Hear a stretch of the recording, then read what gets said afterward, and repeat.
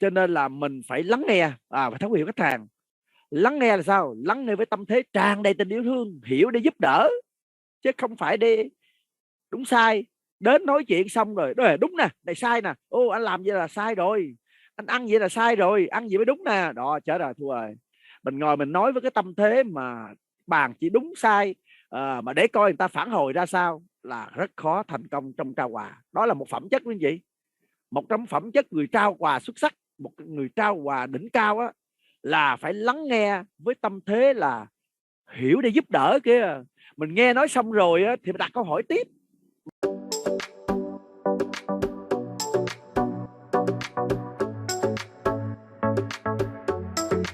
Xin chào mừng quý anh chị có mặt trong buổi Zoom hôm nay ạ.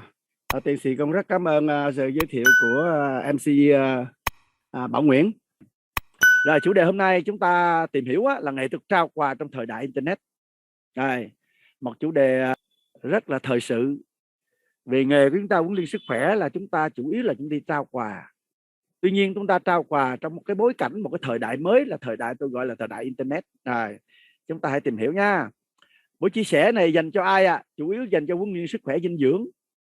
Ngoài ra cho những người có nhu cầu nâng cao kiến thức, kỹ năng phát triển dám bán hàng, người muốn học hỏi, giao lưu kinh nghiệm, kết nối, xây dựng cộng đồng, thu hút các tiềm năng trong thời đại Internet ha. Rồi, về mục tiêu của cái chuyên đề này á, các anh chị sẽ nhận được gì? Kết thúc buổi này á, thì trong vòng khoảng 2 giờ thì các anh chị có thể xác định được bản chất bán hàng mình là trao quà cho khách hàng. Đồng thời á, về thái độ đó thì chúng ta sẽ tràn đầy năng lượng hơn, tích cực hơn, mình thêm động lực để mình đổi mới phương pháp trao quà, thu hút và xây dựng cộng đồng. Cuối cùng thì chúng ta học để mà làm mà, cho nên chúng ta vận dụng một số chiến lược để trao quà, chăm sóc khách hàng hiệu quả trong cái thời đại Internet.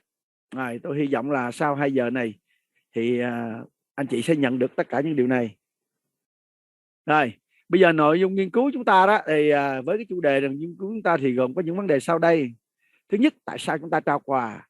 Rồi chúng ta trao quà cho ai? Rồi chúng ta trao quà gì?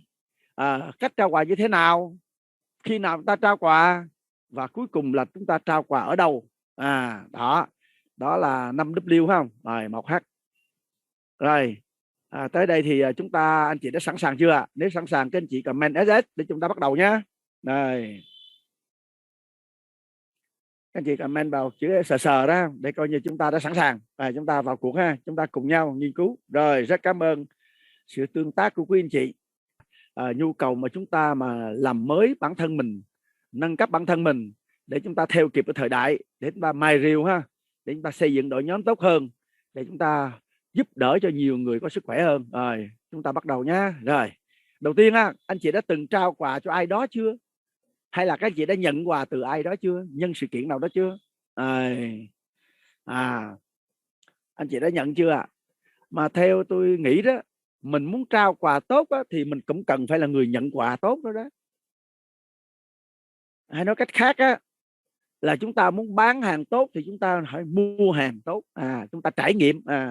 Cái này giống như là chúng ta mới bắt đầu một sự nghiệp này, chúng ta phải cần trải nghiệm sản phẩm là vậy đó.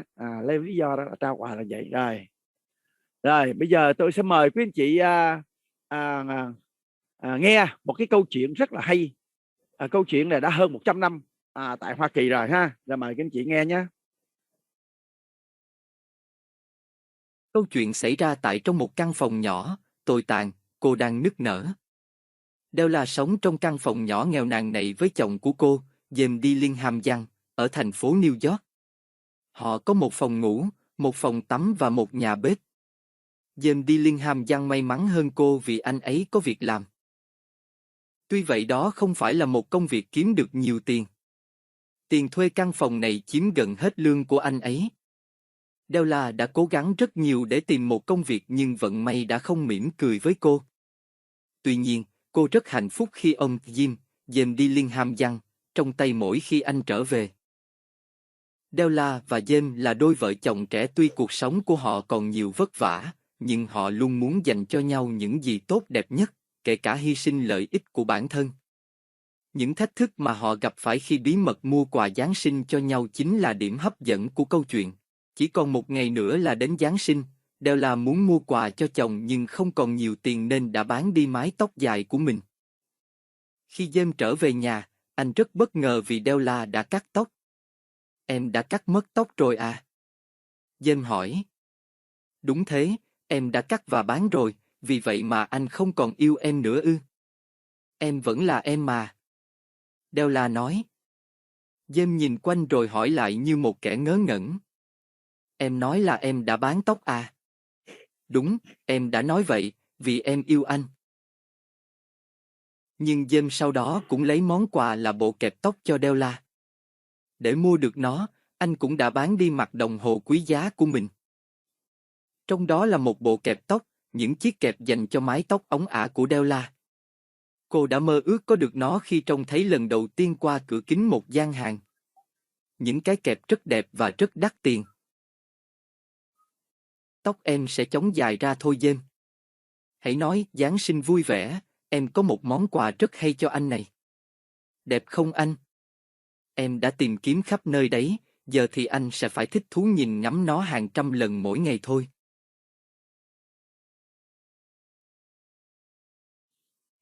Rồi, chúng ta vừa nghe xong một cái câu chuyện rất là hay, trên 100 năm rồi. Câu chuyện này người ta đã biên tập sản xuất thành phim và kể có là rất là nổi tiếng trên thế giới. Rồi, tôi mời quý anh chị hãy nêu cho tôi cái cảm nhận của anh chị sau khi mình nghe cái câu chuyện này ha.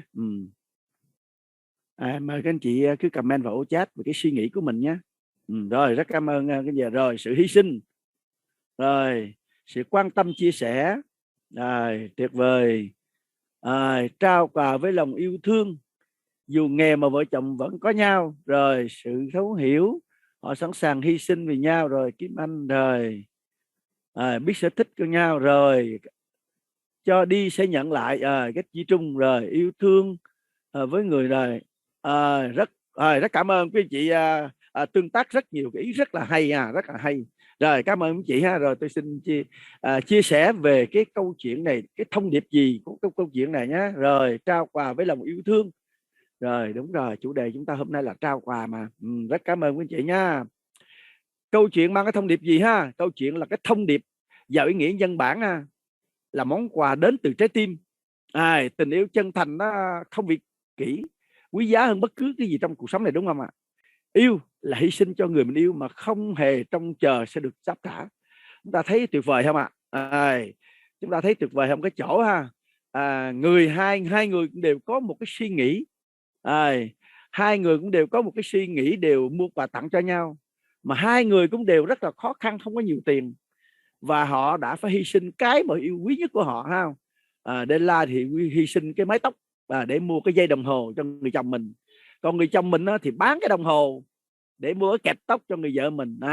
Đó, quá tuyệt vời các anh chị. Thông điệp của chuyện này, cá nhân vào trong chuyện đây là người giàu lòng thương yêu, không? Biết suy nghĩ cho người khác, liên quan đến vấn đề chúng ta trao quà chúng ta đó.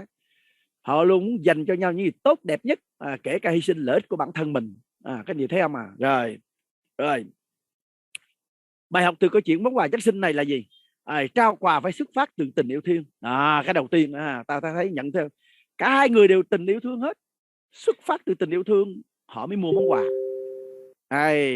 Món quà này không phải để được cái gì khác, mà tại vì muốn trao cái tình yêu thương cho người đó. Món quà lớn nhất có thể trao người khác chính là món quà tình yêu và sự chấp nhận vô điều kiện.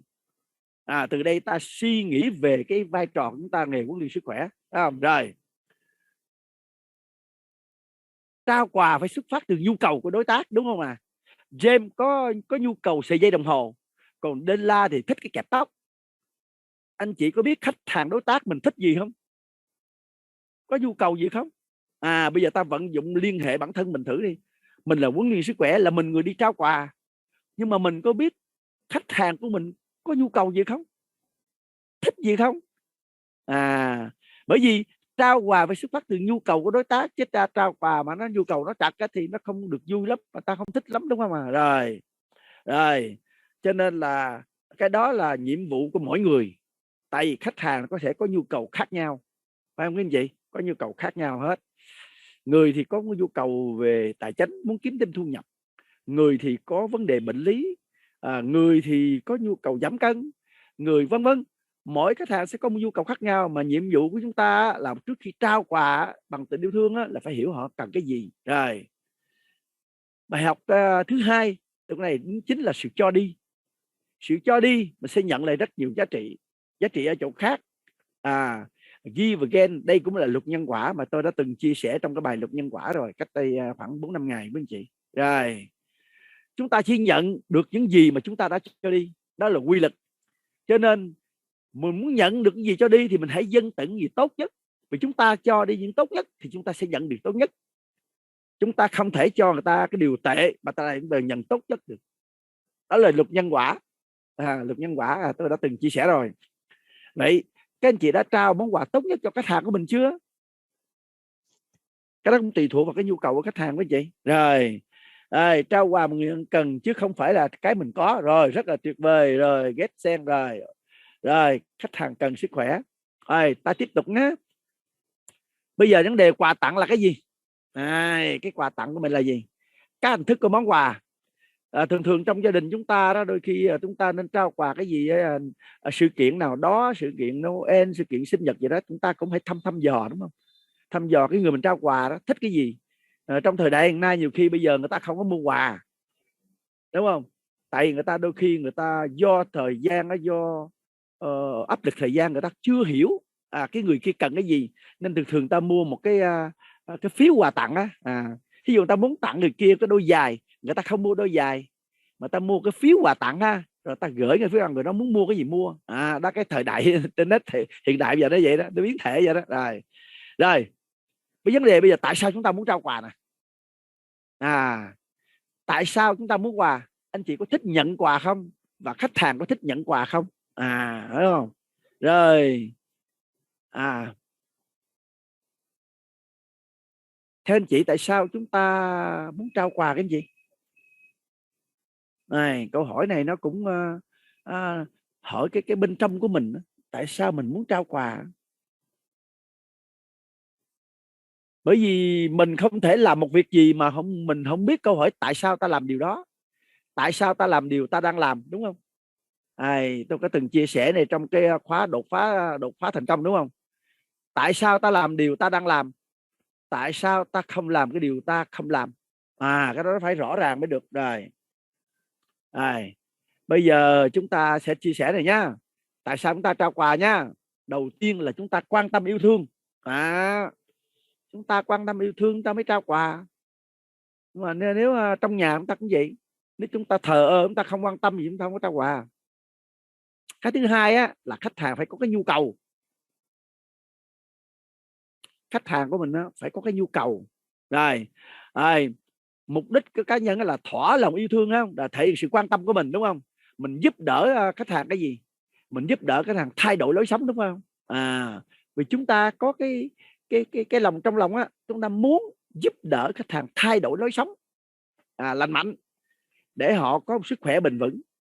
Vì chúng ta thấy ở ngoài xã hội rất nhiều người không có lối sống lành mạnh, mà không có lối sống lành mạnh nó dẫn tới cái chỗ là họ không có sức khỏe thì gia đình họ sẽ không hạnh phúc. Vì một ngày nào đó họ bệnh tật tới thì họ sẽ có thể họ mất luôn, họ mất việc. Rồi lý do kế tiếp là chúng ta trao quà là gì? Là chúng ta giáo dục nhu cầu cho khách hàng. Tại vì đôi khi khách hàng chưa có cái nhu cầu, chưa có nhu cầu mà cải thiện sức khỏe, bởi vì họ có một cái lối sống nó không lành mạnh, nên họ chưa có nhu cầu. Họ không có thấy, họ có thể gọi là chưa thấy quan tài chưa đổ lệ đó, chưa đi đêm chưa biết đêm dài á, là họ không có thấy nguy cơ là sức khỏe không có, đúng không? Ở lúc trẻ thì họ lấy sức khỏe để họ mua vàng, nhưng mà không cần về già đâu, không đợi tới già đâu, nửa chừng thôi, rồi họ phải bán vàng để mua sức khỏe, nhiều khi bán vàng không đủ nữa, nhưng mà họ không thấy cái điều đó. Cho nên lúc chúng ta trao quà là đối với người mà chưa có nhu cầu thì chúng ta phải giáo dục nhu cầu để họ quan tâm đến sức khỏe và cách kiếm sống, đúng không anh chị? Đúng không chị? Không phải mình chỉ trao quà đối với người có nhu cầu đâu, mà đôi khi họ chưa có nhu cầu, họ không có thấy. Nhưng mà khi mà bằng kỹ năng thuyết trình của mình, bằng cái sự cái tấm lòng bên trong của mình, mình chia sẻ họ bừng tỉnh, đúng không? Ban đầu họ không có nhu cầu nhưng mà nghe nó xong sợ quá, đúng không? Bằng những cái câu hỏi thông minh của người huấn luyện sức khỏe, câu hỏi thông minh, đặt vài câu hỏi, 4-5 câu hỏi, họ tự nhiên họ quan tâm sức khỏe và bắt đầu họ suy nghĩ lại. Thì cái đó người ta gọi là educate thị trường, tức là giáo dục thị trường để cho thị trường nó có cái nhu cầu đó. Mà cái này hiện nay kinh doanh hiện đại nó làm vậy đó. Apple nó bán iPhone đó, là nó chơi cái kiểu đó trước đó. Nó giáo dục thị trường trước khi nó ra sản phẩm, mà đến đổi người ta phải xếp hàng, đặt hàng trước 1 năm, mà muốn mua cái iPhone mấy phải xếp hàng dài cây số mà 4 mấy giờ đêm. Đó là nó giáo dục nhu cầu đó. Người ta chưa thấy cái iPhone nó ra sao cả, nhưng mà nó nói trước cái đó có cái gì, có cái gì, có cái gì, tự nhiên người ta khoái đó.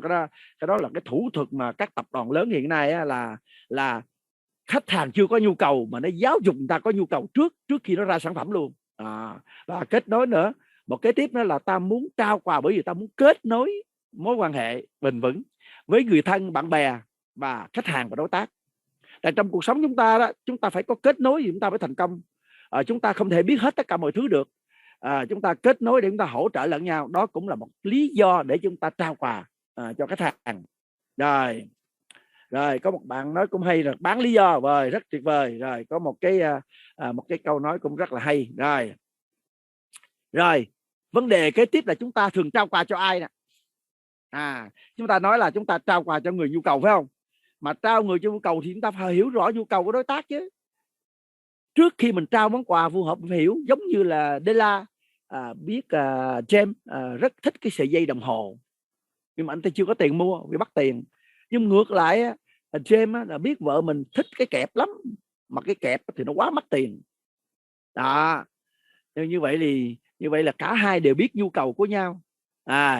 Cho nên là thực ra đó là trong bệnh viện chung là chúng ta chỉ nên trao quà cho người có nhu cầu.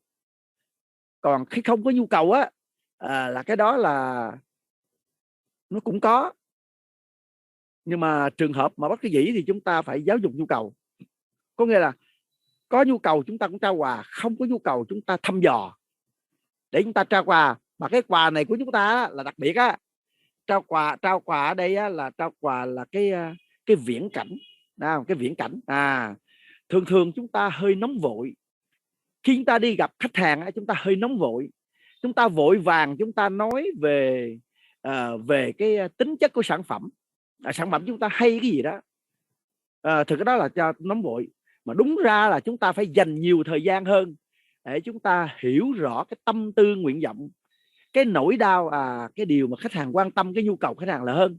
Khi mình hiểu rõ rồi thì mới chia sẻ cái điều gì đó, ta sẽ nói sau. Nó có quy trình hẳn hoi, đúng không? Rồi các anh chị sẽ tìm hiểu thêm. Rồi ở đây chúng ta chốt lại cái chỗ là chúng ta trao quà cho ai đây? Thì chúng ta kết luận là trao quà cho người giàu. Tuy nhiên chúng ta còn có cái khác nữa.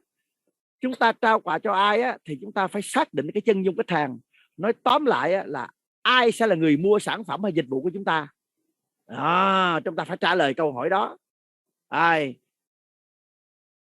Điều rất rõ ràng, không phải tất cả mọi người là khách hàng của chúng ta. Đúng hay sai quý anh chị? Không phải đâu.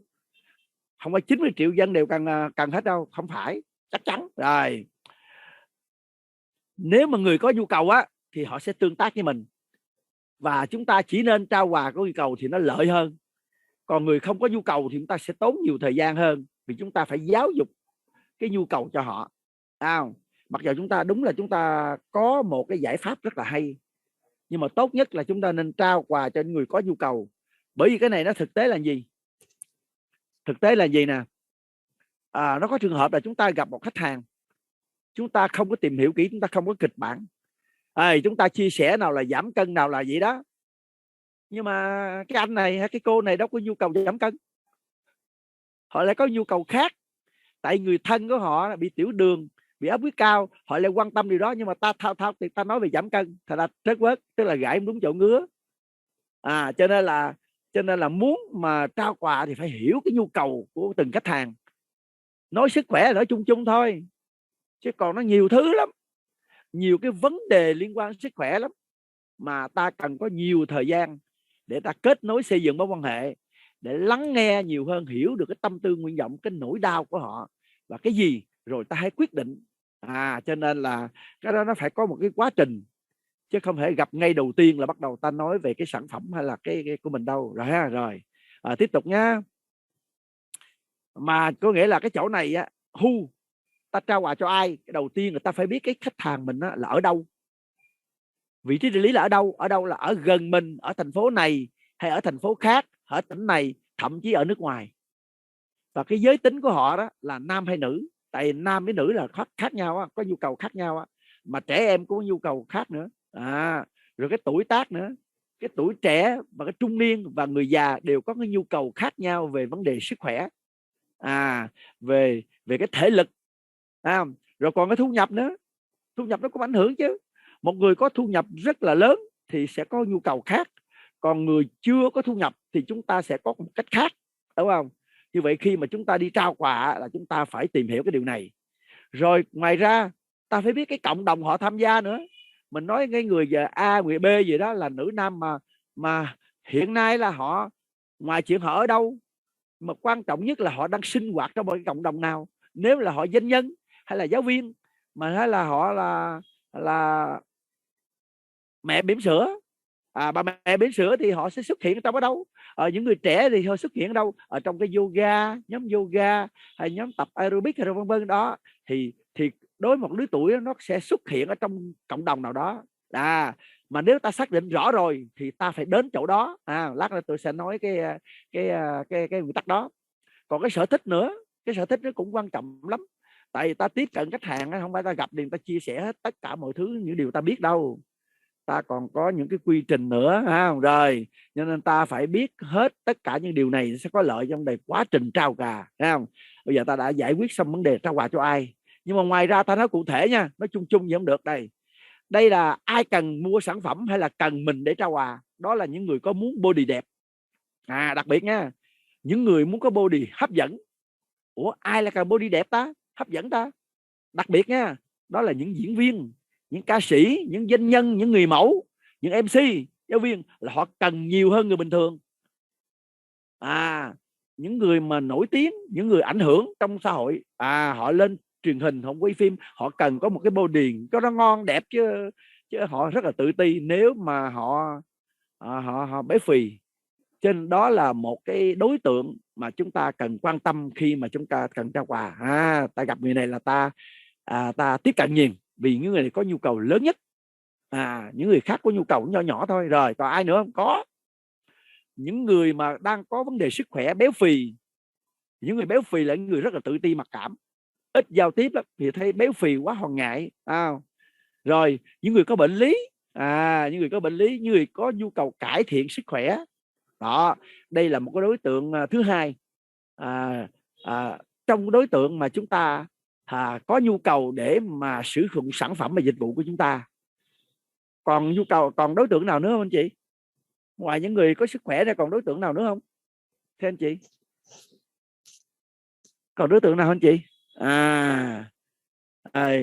Mình nói rồi nha, người có bệnh lý rồi nha, những người có là những diễn viên, những người ảnh hưởng trong xã hội ha, những người đó. Còn có ai nữa không? Đây, nó còn một loại dạng người nữa quý anh chị. Làm đẹp, trẻ khỏe rồi, hồi nãy mình có nói rồi, làm đẹp rồi, trẻ khỏe rồi. Còn một số đối tượng nữa quý anh chị suy nghĩ thử xem. Thử xem còn đối tượng nào nữa không? Những người béo phì, những người có bệnh lý rồi này nha. Những cái đối tượng cần body đẹp ha, rồi cần trẻ khỏe có rồi. Vận động viên, ok, bổ sung thêm vận động viên. Những người yếu sức khỏe, những người kinh tế, đúng rồi, quý chị nói người cần việc làm. Rồi ta nói cụ thể hơn, đó là những người muốn có cái thu nhập nhưng mà tự do về thời gian. Tại sao? Có rất nhiều người đi làm ty nước ngoài có thể là 4-5 ngàn đô, nhưng mà không có thời gian chăm lo con cái mình. Bữa nay đi họp, ngày mốt đi họp, mốt đi nước này, mốt đi nước nọ, thế là con cái mình bỏ nhà không ai coi. Như vậy thì thu nhập họ thì cao đó, nhưng mà họ không có tự do về thời gian, đúng không? Họ không có thời gian, họ không có thời gian chăm sóc gia đình. Thì cái đối tượng này cũng là cái đối tượng của chúng ta tiếp cận trao quà đó quý anh chị. Không phải chỉ những người có bệnh lý không đâu nha, không phải những người là bình thường không có bệnh lý gì hết, nhưng mà họ lại có nhu cầu muốn có một loại thu nhập, nhưng mà lại được khỏe, có thời gian khỏi 9 giờ đến công ty. Đó cũng là một đối tượng, đúng không? Rồi đó. Rồi những người muốn tìm cơ hội cải thiện thu nhập. Như vậy chúng ta sẽ mở rộng ra, đúng không? Tóm lại chúng ta có mấy đối tượng rõ ràng, đúng không? Những người có bệnh lý, nhìn bên ngoài béo phì hay là tiểu đường hay là áp, nói chung mà có bệnh là không nói rồi. Mà những người đó thường ở đâu? Chung quanh mấy bệnh viện nè, hoặc là trên cộng đồng trên mạng nè, hoặc là gần xóm chúng ta nè. Đó, những người đó cũng rất nhiều, chúng ta nhìn thấy. Nhưng mà còn những người này ta không nhìn thấy nè. Những người có nhu cầu mà tự do về thời gian ta không thấy đâu. Phải qua nói chuyện, phải qua kết nối xây dựng mối quan hệ thì chúng ta mới biết là người này muốn có một cái công việc mà lại có dư thời gian chăm sóc gia đình, thì chúng ta gợi ý. Đó cũng là một cách trao quà đó quý anh chị, không? Rồi, bây giờ món quà ta trao cho khách hàng là món quà gì quý anh chị? Bây giờ ta nói what, đúng không? Ta đi qua một cái W kế tiếp nữa. Nãy hu rồi, bây giờ what là bây giờ ta trao cái gì đấy? Chúng ta trao cái gì? Chúng ta trao cái điều gì cho khách hàng đây quý anh chị?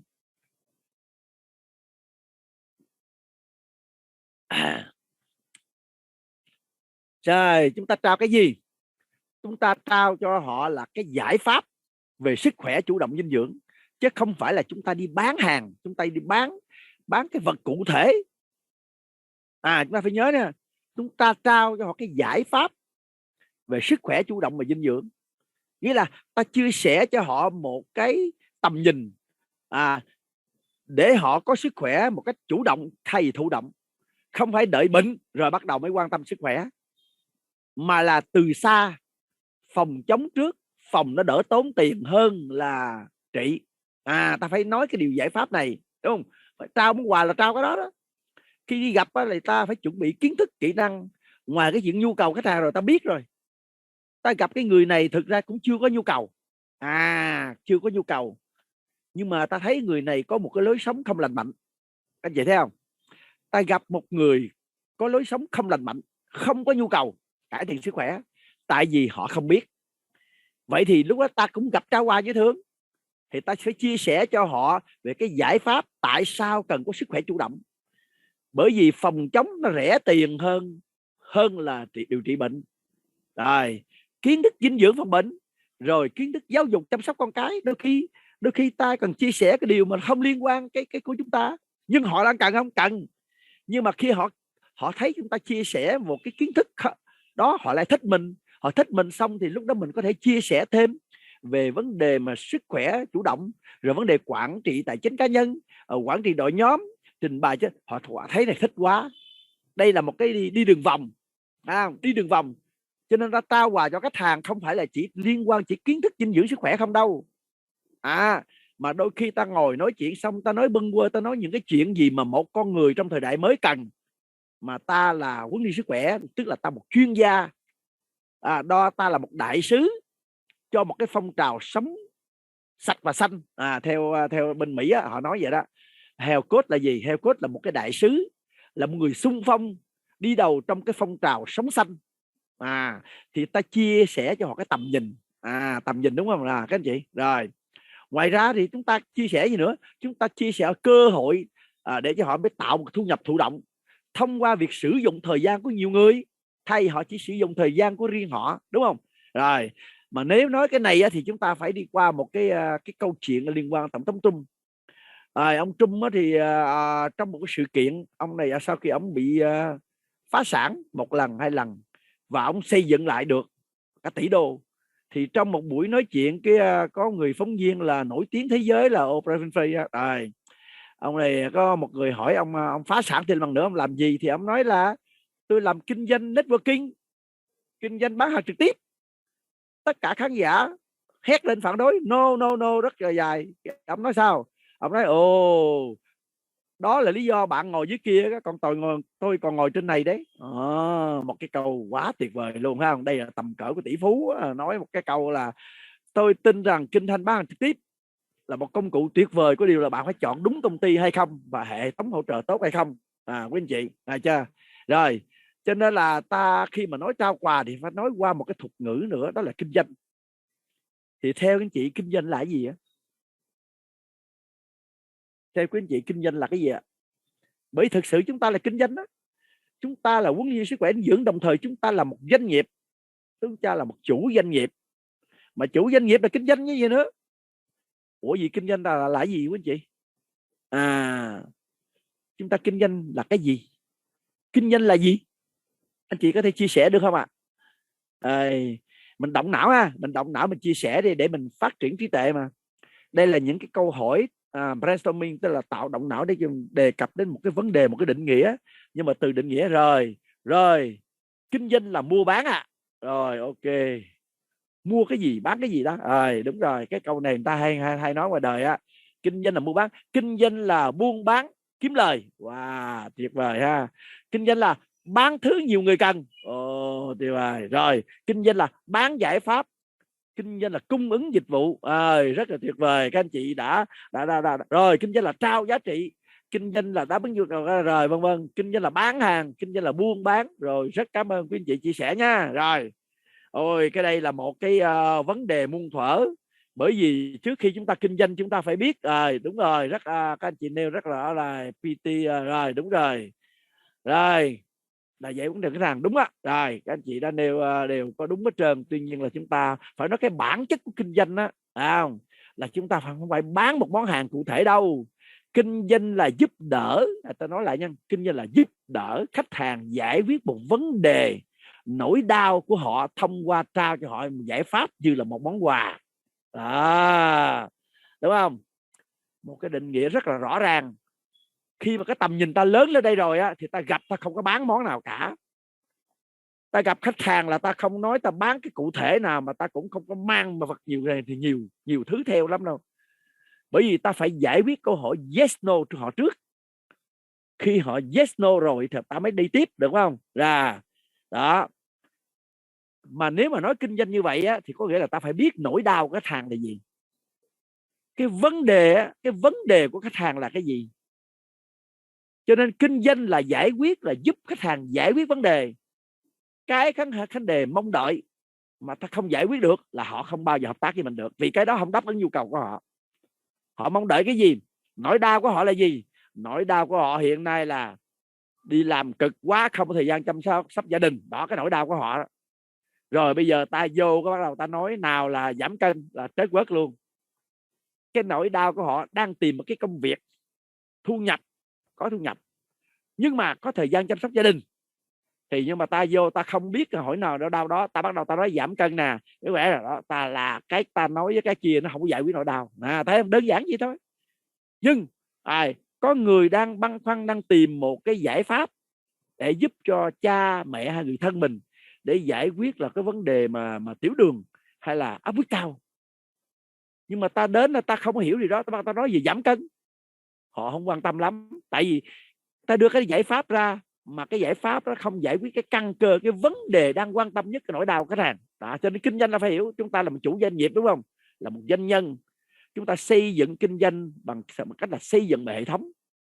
Trên cơ sở là ta trao món quà về một cái giải pháp giúp cho người ta có sức khỏe cân bằng, mà có sức khỏe chủ động, để họ giảm chi phí để trong tương lai, để họ không phải đi điều trị bệnh mà họ phòng bệnh.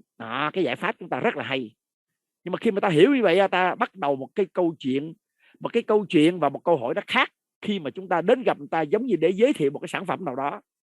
Rồi ha. Rồi đặc điểm doanh nghiệp mô hình kinh doanh tiếp của chúng ta là gì? Thu nhập chúng ta không chỉ đến từ việc giúp khách hàng trải nghiệm sản phẩm, mà chủ yếu là từ hệ thống đội ngũ mang lại. Đặc điểm kinh doanh này đó. Đặc điểm kinh doanh này gọi là kinh doanh mô hình thế kỷ 21 đó. Mặc dầu ở ngoài xã hội chúng ta người ta lên án rất là nhiều, nhưng mà thực ra nó là mô hình kinh doanh của thế kỷ 21. Mà nhiều người không hiểu. Nhưng mà bởi vì cái truyền thông là do cái sự tôi gọi là nó không có cái chủ kiến, người ta không có tìm hiểu, cho nên người ta hùa theo thôi. Nhưng mà thực ra cái mô hình này rất hay. Nhưng mà ta nhớ lại nha, thu nhập chúng ta chủ yếu sau này chính là từ đội ngũ, chứ không phải là từ trải nghiệm từng sản phẩm một. Cái đó cũng có nhưng mà nó không có lớn đâu. Rồi mà cái mô hình này là chúng ta nên biết cái câu nói của Ziegler rất là hay, không? Ziegler nói gì? Bạn không có xây dựng doanh nghiệp đâu, bạn xây dựng đội ngũ, và đội ngũ bạn tạo nên doanh nghiệp của bạn. Đúng không quý anh chị? Ziegler là một chuyên gia bán hàng hàng đầu thế giới, cực kỳ nổi tiếng. là cũng là một người rất ảnh hưởng, chịu ảnh hưởng của Jim Rohn. Jim Rohn là gì? Rồi tiếp tục, chúng ta tiếp tục nha. Rồi giờ bán hàng là gì? Bán hàng cũng là bán hàng, là trao quà, là trao giá trị, là trao giải pháp, như nãy ta nói đó. Rồi ta trao quà, chủ đề chúng ta tối đêm nay là chúng ta nói về trao quà. Và trao quà là gì? Ta trao giá trị, ta trao giải pháp, giúp khách hàng, đối tác giải quyết vấn đề nhu cầu của họ. Như nãy ta nói đó, giá trị ở đây á, giá trị ở đây là gì? Giá trị ở đây có lẽ là khát vọng cải thiện sức khỏe. Ta phải trao cho các khách hàng cái khát vọng đó, để mà họ muốn cải thiện sức khỏe cho bản thân họ hay người thân. Cái giải pháp của chúng ta là ta chia sẻ cho họ một cái giải pháp là bữa ăn lành mạnh, đúng không? Nhiều dinh dưỡng, giúp cho họ phòng chống bệnh tật, tức là chăm sóc sức khỏe chủ động thay vì thụ động, để họ có một cái cuộc sống vui vẻ hạnh phúc. Rồi bán hàng là trao quà. Cái quà mà chúng ta trao á, là không phải vật cụ thể, mà cái kỳ vọng thay đổi cuộc sống của khách hàng. Cái đó cho nên người ta nói bán hàng trao quà là trao cảm xúc. Trao cảm xúc là gì? Người ta vì cảm xúc mà ta quyết định hợp tác với mình, hay là người ta quyết định trải nghiệm sản phẩm là do cảm xúc. Mọi hành động của chúng ta là đều do từ cảm xúc hết. Tôi đã chia sẻ cái phần cảm xúc này trong 1 tháng trước rồi, và đặc biệt trong cái khóa đào tạo đột phá thành công thì tôi đã nói rất là kỹ cái cơ chế vật lý, sinh lý cũng như về tâm lý của cảm xúc. Vì khách hàng quyết định mua hàng hay quyết định hợp tác chúng ta là do cảm xúc, chứ không phải là do sản phẩm chúng ta tốt. Các chị đồng ý không ạ? Người ta quyết định hợp tác với mình hay người ta quyết định là trải nghiệm là về cảm xúc. Người ta đang lo lắng, bây giờ người ta cảm thấy cái kỳ vọng, họ thấy cuộc sống họ sẽ thay đổi. Họ đang béo phì, chúng ta chia sẻ xong thì có một cái kỳ vọng, họ mong là họ sẽ giảm cân trong một thời gian đó để mà họ có thể tiếp xúc tự tin hơn. Đó là cái cảm xúc. Cho nên là cái món quà ta trao cho họ đó là phải tạo cái cảm xúc cho khách hàng, quý vị. Như vậy qua cái lời nói, qua cái đặt vấn đề, ta phải dẫn dắt khách hàng đi từ cảm xúc bình thường tiêu cực cho đến cảm xúc tích cực. Đó là cả một nghệ thuật. Buộc lòng chúng ta phải có trí tuệ thông minh cảm xúc. Cái này chúng ta chia sẻ trong cái bài cảm xúc, rồi sắp tới mình sẽ chia sẻ lại bài vấn đề này. Chúng ta phải có một cái tâm lý, một cái kiến thức tâm lý vững mạnh để trong vấn đề trao quà là ta phải biết đối tượng của mình là thuộc về mindset nào, loại là bảo thủ hay là tích cực. Rồi ta cũng phải biết tính cách, biết người biết ta mà tính cách của họ tính cách gì, phải không? Và chúng ta phải chuẩn bị một bộ câu hỏi rất là kỹ lưỡng để chúng ta đánh vào cảm xúc, để cho họ thấy họ ai cũng muốn có một cuộc sống tốt cả, nhưng mà ta truyền cảm hứng như thế nào để họ thấy rằng họ có một cái kỳ vọng đó là họ quyết định liền. Thấy không? Rồi mà cái kỳ vọng đó chúng ta biết rồi, thí dụ như là muốn khỏe mạnh hơn, đúng không? Muốn có body đẹp hơn, muốn có nguồn thu nhập thụ động nhiều tiền hơn, tùy theo đối tượng, thì ta truyền cảm hứng này, cảm xúc này thì họ là ok liền, họ quyết định hợp tác với mình liền. Rồi trao quà còn trao cái gì nữa? Chúng ta trao quà, trao kiến thức dinh dưỡng, đúng không? Chứ không phải là ta bán cái sản phẩm. Đôi khi chúng ta lại đặt nặng ta bán một cái sản phẩm, mặc dầu sản phẩm đó là cái công cụ, một cái công cụ thôi, một cái phương tiện để giải quyết được cái vấn đề của khách hàng. Nhưng mà thực ra đó, cái vấn đề chúng ta giải quyết nó là một cái lối sống, chứ không phải là chỉ là một cái sản phẩm đâu. Một cái lối sống, một cái bữa ăn lành mạnh, trong bữa ăn lành mạnh nó có cái sản phẩm đó. Cho nên cái vấn đề quan trọng là giúp họ thay đổi thói quen. Thay đổi thói quen đó, trao quà ra vậy, thay đổi thói quen để mà họ cải thiện sức khỏe, phải không? Để họ giải quyết cái nỗi đau của họ. Ai cũng có nỗi đau cả. Rồi tiếp tục. Rồi chúng ta trao giải pháp cũng là trao hội một cái cơ hội để khách hàng đối cái người họ cần có một cái tầm nhìn, một cái nguồn thu nhập tốt hơn thay làm công. Ta phải chia sẻ họ cái điều đó, tức là tạo thu nhập thụ động với cái tư duy là gì? Là họ muốn kiếm tiền cho cả đời hay là cả đời đi kiếm tiền. Ta phải chia sẻ họ cái này. Đối với người mà đối với người chưa là không phải là vấn đề sức khỏe, mà những người đang tìm cái nguồn thu nhập, thì chúng ta đề cập cái vấn đề này nó thuận lợi hơn. Là họ đang làm công, nhưng mà Warren Buffett có nói rằng nếu họ không tìm một cái việc gì đó mà họ có thu nhập ngay trong lúc ngủ thì họ phải làm việc cả đời. Đó, như vậy có nghĩa là họ phải đi kiếm tiền cho cả đời, cả cuộc đời họ phải đi kiếm tiền. Vậy có cách nào mà không cần cả đời đi kiếm tiền mà vẫn họ có tiền không? Đó chính là cái mô hình kinh doanh của chúng ta. Chúng ta phải chia sẻ cái hội đó. Rồi một món quà trao đổi khách hàng đó là gì? Liên quan đến vấn đề đó chính là mô hình tạo thu nhập bằng cách là sử dụng thời gian của nhiều người. Bởi vì những người làm công là những người sử dụng thời gian của riêng mình, đúng không? Ta coi ha, đây tôi sẽ nói luôn cái rồi một cái kim tứ đồ. Chúng ta trao cho khách hàng kỳ vọng giúp khách hàng đi từ lo sợ đến sung sướng, đúng không anh chị? Nếu họ có béo phì thì họ đang lo sợ, mình dẫn dắt họ đến đi sung sướng. Đó chính là cái hành trình. Tôi phải vẽ ra cái hành trình, ta gọi là customer journey á. Ta vẽ ra cho họ cái hành trình. Nếu họ đi theo chúng ta đúng cái hành trình đó thì họ sẽ chuyển từ lo sợ đau khổ đến sung sướng. Họ chuyển từ cái làm việc 8 tiếng một ngày không có thời gian, thì họ đi theo mình khoảng thời gian 5-7 năm thì họ sẽ có thu nhập bền vững, đồng thời họ có thời gian đó. Mình phải dẫn dắt cho họ một cái hành trình đi từ đau khổ cho đến sung sướng, từ chưa có gì cho đến có đầy đủ.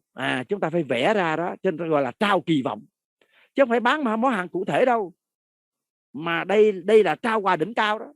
Trao quà đỉnh cao là phải vẽ ra một cái lộ trình cho họ thấy, nếu họ đi theo cái điều đó thì họ sẽ đạt được cái họ mong muốn. Đó là hạnh phúc, đó là sung sướng, đó là sức khỏe bền vững, hạnh phúc gia đình. Đó. Cho nên ta nói làm chút xíu hay hồi nãy, mô hình này ta sử dụng là sử dụng thời gian người khác. Và trong cái kim tứ đồ này, đúng không, đã nói cái phần bên trái, đúng không anh chị? Cái phần bên trái đó là những người đi làm công. Mình phải chia sẻ cho họ cái điều này, đó là họ đang làm công, ok, mình không có chê họ. Anh có một công việc mà anh đang đam mê làm, ok, không có gì sai cả. Tuy nhiên nếu anh sử dụng cái đó lâu dài trên 10-20 năm thì e rằng anh sẽ không giàu được. Bởi vì anh đang sử dụng thời gian của bản thân mình, sức lực cá nhân mình, mà cái phần này cái phần này là 95% người trong xã hội đang áp dụng, phải không? Nhưng mà sự giàu có chỉ có 5% thôi. Chỉ có 500 giàu có nếu áp dụng kiểu này.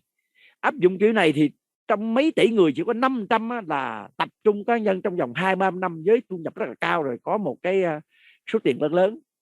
Nhưng mà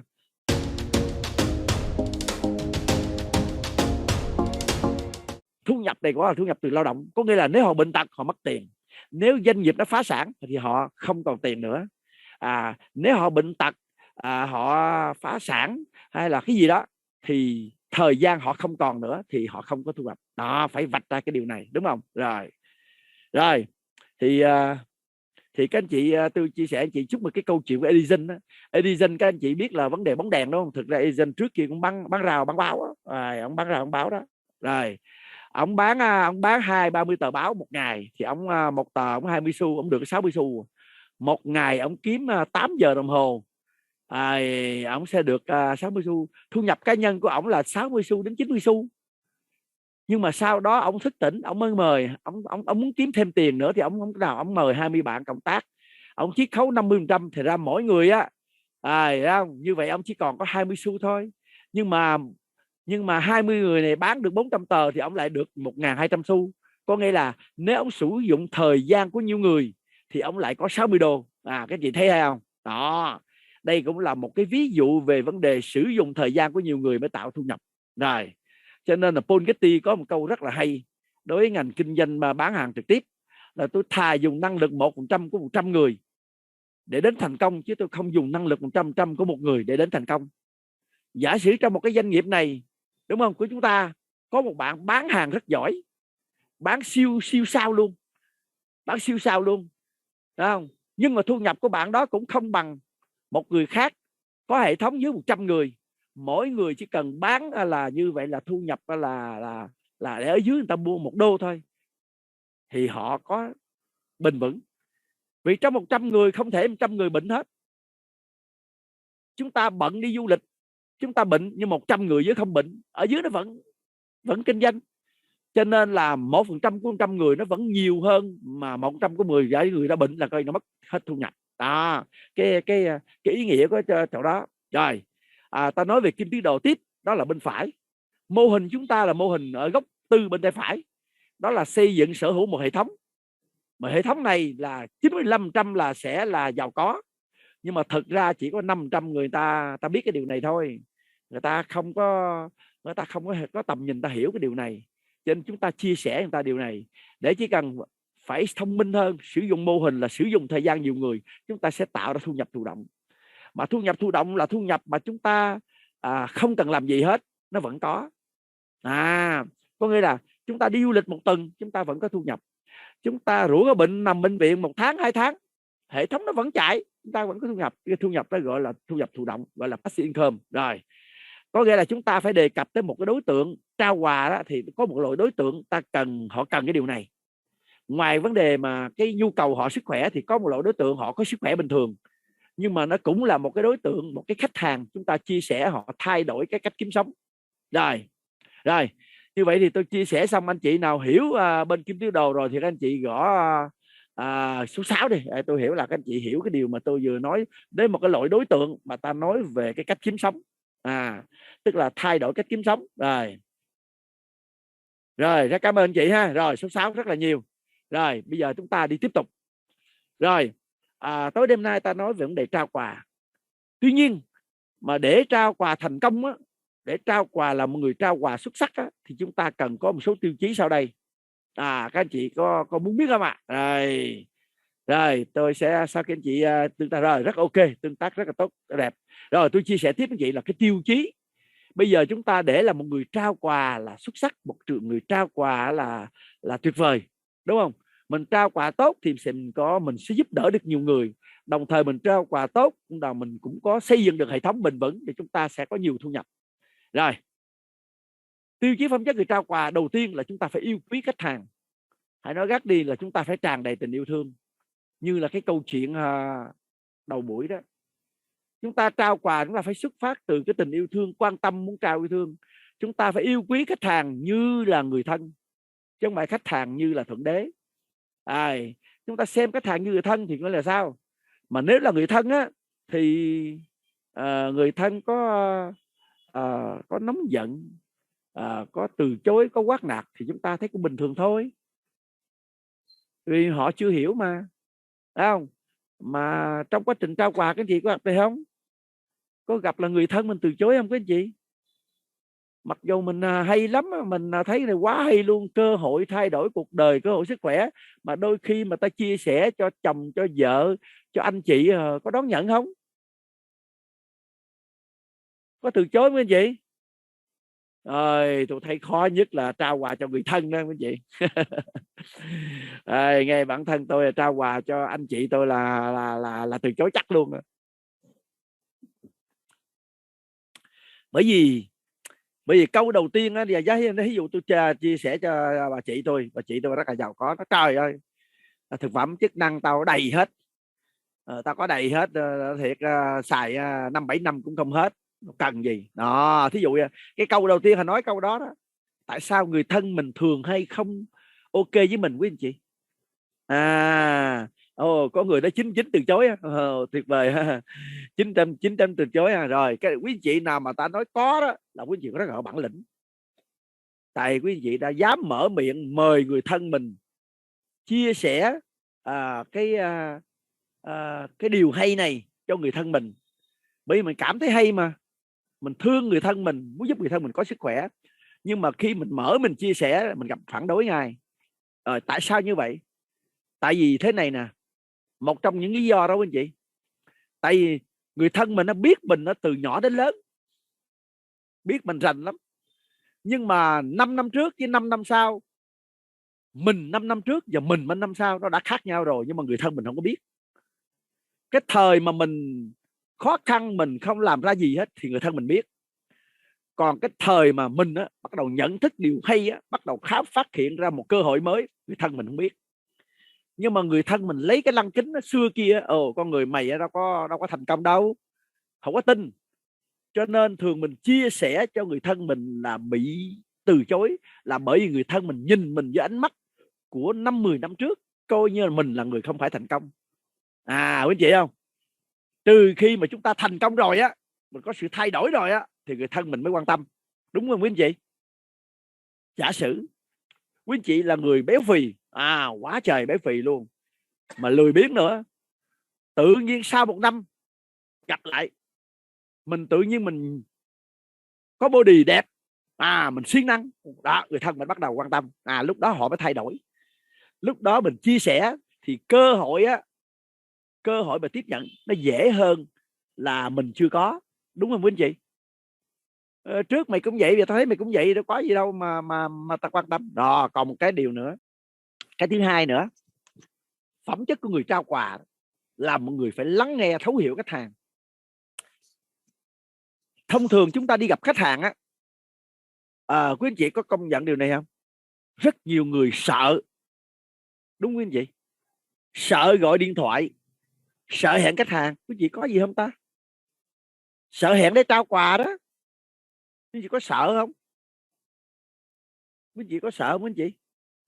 Có anh chị nào sợ đi gặp khách hàng, sợ mà chia sẻ cái giải pháp gì cho khách hàng mình không? Không có người nào sợ hết hả? Quá tuyệt vời á.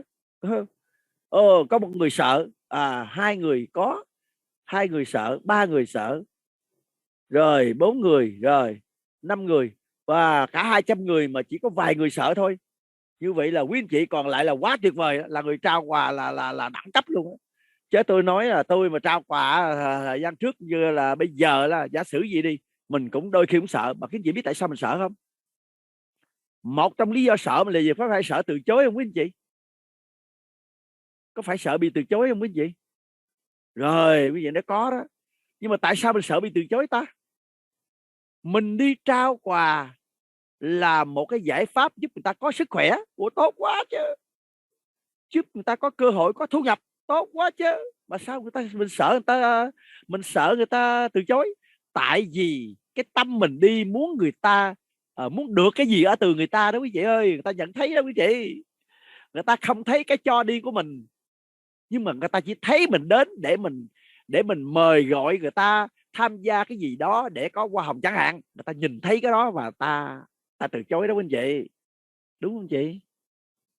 Nếu mình đi, mình bỏ đi cái tâm đó, mình lột bỏ đi cái đến để được cái gì, để người này sẽ tham gia để ký gì hay gì đó, thì bỏ. Tao đến để chia sẻ rồi, không được thì thôi. Là ta với cái tâm thế rất là tự tin, tràn đầy yêu thương, ta đang chia sẻ, ta mang đến niềm vui và hạnh phúc. Với cái tâm thế đó thì chúng ta, cái cảm xúc chúng ta sẽ truyền lửa cái cảm xúc đó, và người ta nhìn mình thấy là chân thật, ta hỏi thôi. Và khi mà ta với tâm thế ta đặt câu hỏi rất là hay nha quý chị. Rồi cho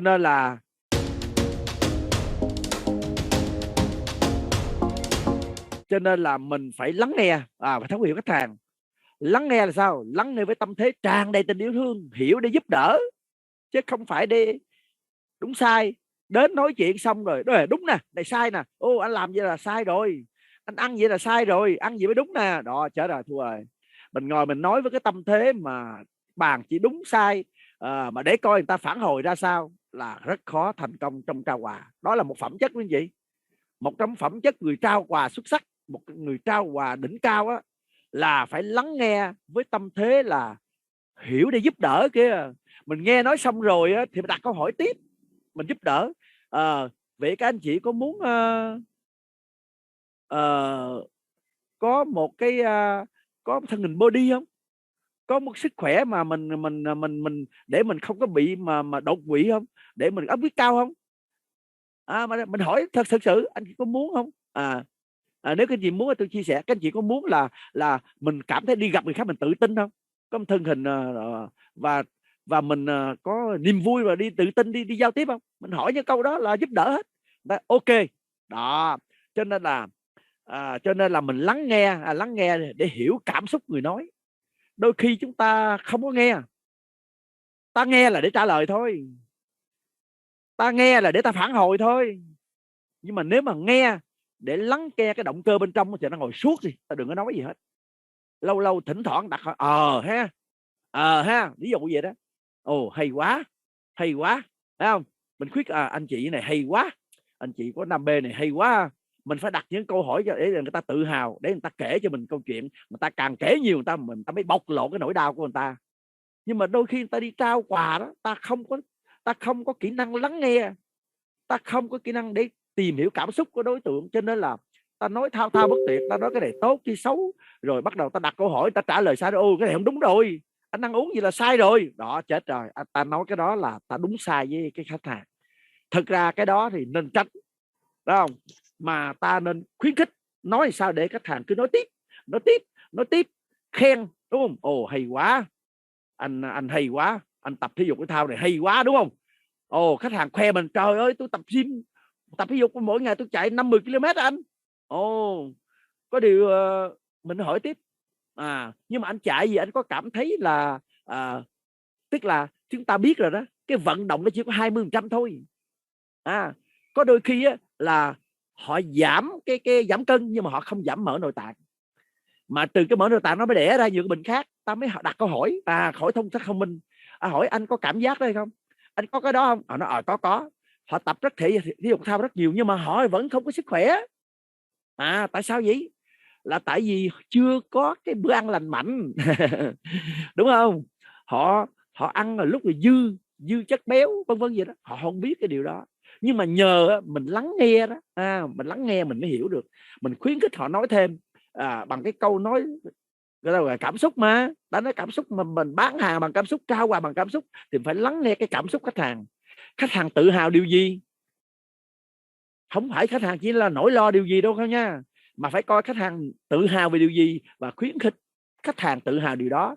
Đôi khi họ nói họ rất thích vận động, nhưng mà mình hỏi họ cái vận động này anh có bù không, anh có bù nước, anh có bù về đạm này kia nó không? Đôi khi họ không biết. Họ ăn thịt đỏ không? Thành ra khi mà họ bộc lộ họ ăn là ăn mỗi ngày phải ăn tô phở, tôi mỗi ngày phải ăn tô phở, tôi vận động rất nhiều, tôi ăn tô phở vân vân, thì mình có cái điều nói rồi đó.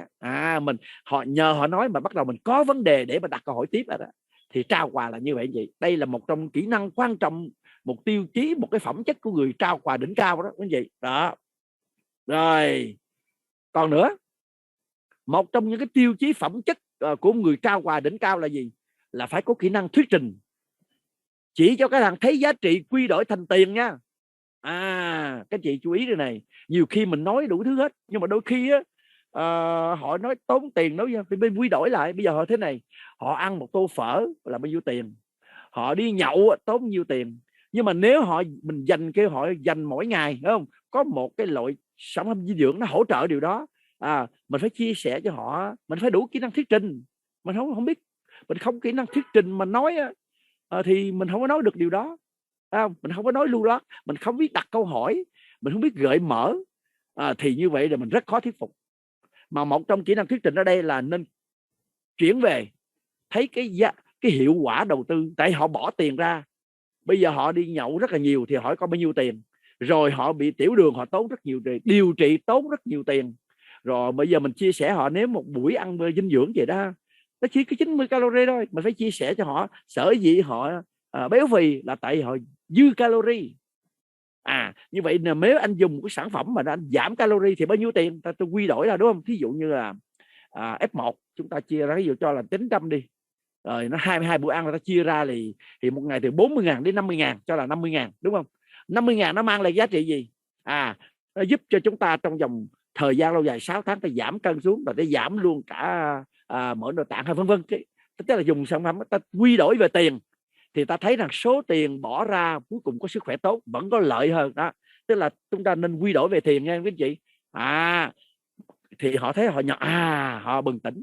Họ thấy bây giờ nếu quy ra tiền thì rõ ràng họ phải cần đầu tư vào cái sản phẩm dinh dưỡng đi kèm theo, thì họ vẫn tốt hơn, ít tiền hơn hay bỏ ra phải đi điều trị bệnh. Đúng không? Rồi tiếp nữa. Chính vì vậy cho nên là kỹ năng thuyết trình đó là một trong kỹ năng rất là quan trọng. Tổng thống Singapore khi về hưu đó, ông đã nói câu này: nếu được trở lại trường đại học lần nữa, tôi muốn tập trung vào hai lĩnh vực học viết và thuyết trình. Đó là lý do anh chị tôi nói với anh chị phải giỏi thuyết trình là vậy đó. Mà cái nghề trao quà chúng ta là nghề thuyết trình nha quý anh chị. Đi giao tiếp là thuyết trình đó, chưa nói mình thuyết trình trong nhóm dinh dưỡng mình nha. Nếu mà trong nhóm dinh dưỡng mình có 20-30 người đó thì không ai đứng nói đại đâu. Mình phải có kịch bản, ta gọi là storyboard, phải có kịch bản. Dạy học đào tạo là phải có kịch bản, nói theo kịch bản, mở đầu cái gì, rồi thân đề là cái gì, tạo động lực cái gì, chốt là call to action đó, thúc đẩy người ta hành động là cái gì, nó có là kỹ năng thuyết trình hết. Cho nên là tôi mới nói là một trong phẩm chất của người trao quà đỉnh cao là phải có kỹ năng thuyết trình, có nghĩa là kỹ năng làm việc với con người đó. Người ta, ông Dale Carnegie có nói rồi, 15% thành công về tài chính của người là đến từ trí thức, kỹ thuật, tức là kiến thức.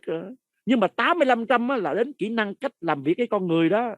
Mà con người là giao tiếp đó, là giao tiếp, là thuyết trình đó, là nói đó, là hiểu cảm xúc như nãy tôi chia sẻ với chị đó. Mà cái đó 85% sự thành công đó.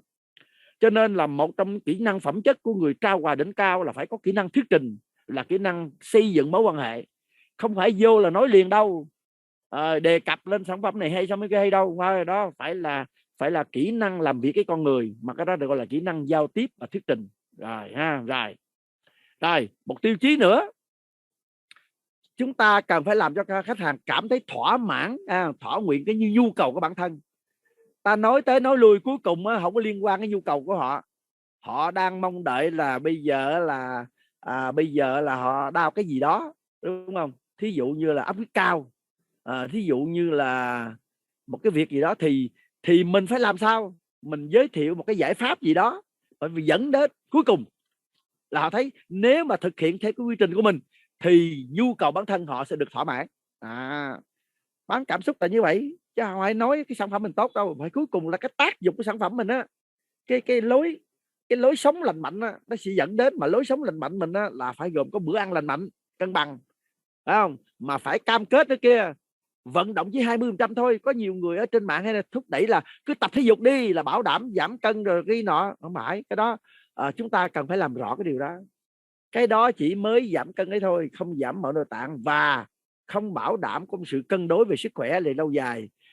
Bởi vì vẫn ăn nhiều thứ, nhiều calorie, dư calorie thì nó cũng vẫn béo phì thôi. Rồi còn cái nữa, một phẩm chất nữa nè, một phẩm chất nữa là chúng ta phải chỉ ra đặc tính của sản phẩm mình theo đúng ý muốn khách hàng. Trong mình biết ý muốn khách hàng rồi thì cái này các anh chị cũng đã có kinh nghiệm rồi. Mình giới thiệu một cái loại sản phẩm mình nó hay là một tổ hợp nhiều sản phẩm, và với một cái bữa ăn lành mạnh kèm theo, và với sự cam kết lâu dài 1 tháng hay 2 tháng, thì họ sẽ đảm bảo thỏa mãn được ý muốn của khách hàng. Đây thì họ quan tâm, đúng không? Rồi kế tiếp, rồi một tiêu chí đó là gì quý anh chị? Rồi mang lại có nhiều hơn mức họ mong đợi dù chung chút, là một cái uống đi sức khỏe dinh dưỡng.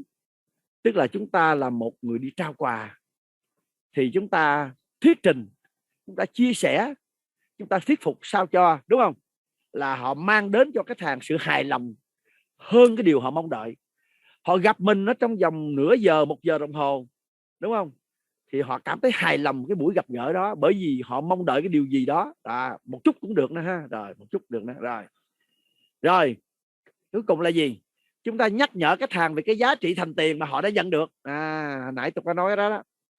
Cuối cùng không phải là giá cả. Nếu mà chúng ta không nói rõ cái giá trị họ nhận được thì họ sẽ nói cái giá cả. Ví dụ ta mua cái này mắc quá, mua kia mắc quá. Thì chúng ta phải quy đổi về cuối cùng họ nhận được cái gì, không? Nhận được là gì? Quy ra tiền nó vẫn lợi hơn là cái khác. Cái đó chúng ta nên cần đề cập. Rồi một cái phẩm chất nữa là chúng ta luôn tìm câu hỏi trả lời. Một cái người trao quà đỉnh cao là luôn đặt câu hỏi này, thấy không? Là luôn đặt hỏi khách hàng tại sao khách hàng này cần mình, chứ mình không biết người ta cần mình không biết. Tức là cái này là cái nhu cầu đó. Tại sao khách hàng này cần mình phải trả lời được câu hỏi này nhá, chứ mình không hỏi cái hồi này mình đi gặp người ta là mình bâng quơ lắm. Rồi luôn đặt mình vào vị trí khách hàng. Nếu tôi là khách hàng thì sản phẩm hay dịch vụ này sẽ đem lại lợi ích gì cho tôi? Nếu mà ta đặt câu hỏi này thường xuyên thì ta coi như ta đối xử khách hàng như chính mình vậy. Mà tự mình đặt địa vị vào trong khách hàng thì mình, nếu mình là khách hàng cần gì thì như vậy là mình sẽ tập trung vào cái điều đó. Mình nói về cái điều đó tại mình muốn vậy mà. Nếu mà là khách hàng mình muốn vậy thì khách hàng cũng vậy thôi. Rồi, đúng không? Rồi, bây giờ tôi xin chia sẻ với anh chị cái phần cuối. Cái phần cuối là cái phần nghệ thuật trao quà trong cái thời đại internet. Hồi nãy ta nói cái phẩm chất của người trao quà rồi. Bây giờ trong thời đại internet nó có gì mới không quý anh chị? Nó có mới đấy. Người ta trao quà này hơi 40 năm rồi. Nhưng mà đặc biệt trong 5-10 năm trở lại đây nè, và trong 10 năm tới nè, tình hình thế giới nó thay đổi hết rồi. Cái đầu tiên quý vị thấy không? Cái hành vi sống và thói quen của khách hàng đã thay đổi, đúng không anh chị? Bây giờ hành vi sống làm sao? Thứ nhất, ăn vội vàng, mua sắm vội vàng. Thói quen là người ta không có cam kết, không? Dạy, học tập, mua hàng, giao tiếp, tất cả mọi thứ online hết, đúng không quý anh chị? Vì khách hàng mình đã nằm trên mạng á. Đó là điểm xã hội thời đại này nha, internet nha. Chúng ta là đang kinh doanh mà, trao quà cũng là kinh doanh cũng là trao quà mà trao quà cũng là bán hàng mà. Cho nên là kinh doanh trong cái thời đại internet thì chúng ta phải quan tâm đến cái thói quen của khách hàng để chúng ta tiếp cận thôi. Rồi, thu nhập chúng ta đó là chủ yếu là ở mặt là tuyển dụng và đào tạo, đúng hay sai ạ? Người ta trải nghiệm xong rồi người ta mời ta hợp tác xây dựng hệ thống mà xây dựng hệ thống xong người ta có làm được hay không, người ta phải đào tạo mà. Ra tóm lại cái nhiệm vụ trọng tâm của chúng ta, ngoài cái chuyện mà kiến thức dinh dưỡng xong mới không nói rồi nha, quan trọng nhất là tuyển dụng đào tạo. Mà ta gãy khâu đào tạo là hệ thống mình gãy liền. Ta gãy khâu đào mà bấy lâu nay nhiều hệ thống gãy là lý do sao chị biết không? Đào tạo đó. Có nhiều xây dựng hệ thống là 5-10 năm luôn cuối cùng gãy hết trơn là tại vì không có mình, người ta không tự lực được, người ta không thuyết trình được, người ta không làm chủ kiến thức được, người ta không tự làm mình được, là gãy. Cho nên khâu đào tạo là cực kỳ quan trọng. Mà ngay cái khâu tuyển dụng mình dùng chữ tuyển dụng ở đây thì nhưng mà thực ra cũng là trao quà. Ta chia sẻ cho người ta, ví dụ ta trải nghiệm sản phẩm rồi không, tốt quá, mình béo phì đi, giả sử nó đơn giản béo phì, sau khi hết béo phì giảm xuống rồi, bây giờ người ta cần sử dụng sản phẩm làm sao cho nó rẻ tiền hoặc là miễn phí. Cái điều đó ta chia sẻ. Vậy anh có muốn là sử dụng sản phẩm không? Vậy anh có thể tham gia, anh chia sẻ cơ hội để cho nhiều người. Mà nếu người ta đồng ý làm tức là ta tuyển dụng. Mà nếu ta tham gia xong người ta còn ngỡ ngàng thì mình phải đào tạo họ. Có nghĩa là chúng ta phải lớn lên trước khi tổ chức mình lớn. Cái này thì mô hình này là nhiều cái gãy lắm. Nhiều cái công ty, nhiều người bị gãy hệ thống này lắm. Rồi, bây giờ cách làm cũ có rào cản không? Có đó quý anh chị. Giờ ta nói cách làm cũ nha. Cách làm cũ nha. Mô hình hiện nay tình hình mới rồi nhưng mà chúng ta vẫn còn làm hoàn toàn cũ. Khó khăn khi hẹn gặp, đúng không mình chỉ có thể hẹn gặp khách hàng trong vòng 20 km 30 km thôi. Nếu mà 100 km hơi khó đó, thật là khó đó. Còn chưa nói nữa, mình tiếp cận khách hàng rất là hạn chế, đúng không? Số lượng không có nhiều, một ngày bao nhiêu người, đúng không? Rồi đào tạo chuyển giao kiến thức dinh dưỡng hỗ trợ đội nhóm mình nếu mình làm kiểu cũ là có khó khăn đó, đúng anh chị? Rồi các anh chị nào mà kinh nghiệm mà xây dựng thống khá rồi sẽ thấy đây là vấn đề của chúng ta đó. Rồi, bây giờ có phải là chúng ta muốn tiếp cận nhiều khách hàng để trao quà không? Khách hàng ấm, khách hàng nóng mình có nhiều không quý anh chị? Rồi một thời gian khách hàng nóng ấm mình là hết á. Nhưng mà khách hàng lạnh mình nhiều lắm á. Khách hàng lạnh là khách hàng mình chưa hề quen biết luôn. Mà trên thế giới hiện nay là người ta kinh doanh online là kinh doanh tiếp cận khách hàng lạnh, khách hàng không biết gì hết, để mà trao quà, chia sẻ kiến thức, đào tạo, hỗ trợ đội nhóm. Nếu các anh chị có nhu cầu này chúng ta sẽ tìm hiểu kế tiếp. Thì chúng ta thấy nè, với cách làm cũ mà gặp gỡ trực tiếp one to one thì một ngày mình gặp gỡ 2-3 người chứ nhiều, sao đủ thời gian nữa, không có nhiều thời gian, đúng không? Mà cách này cũng rào cản lắm, gần thôi, đúng không? Rồi, bây giờ mình định dự trao quà hàng ở đâu? Chợ, trường học, bạn bè quen biết, người thân, đúng không? Mình có dự định trao quà cho khách hàng bất cứ nơi đâu không? Cả nước và kể cả nước ngoài không? Mà khách hàng kể cả nước ngoài toàn quốc nó mới nhiều chứ còn mà chung quanh mình một lúc nào đó nó cũng sẽ hết thôi.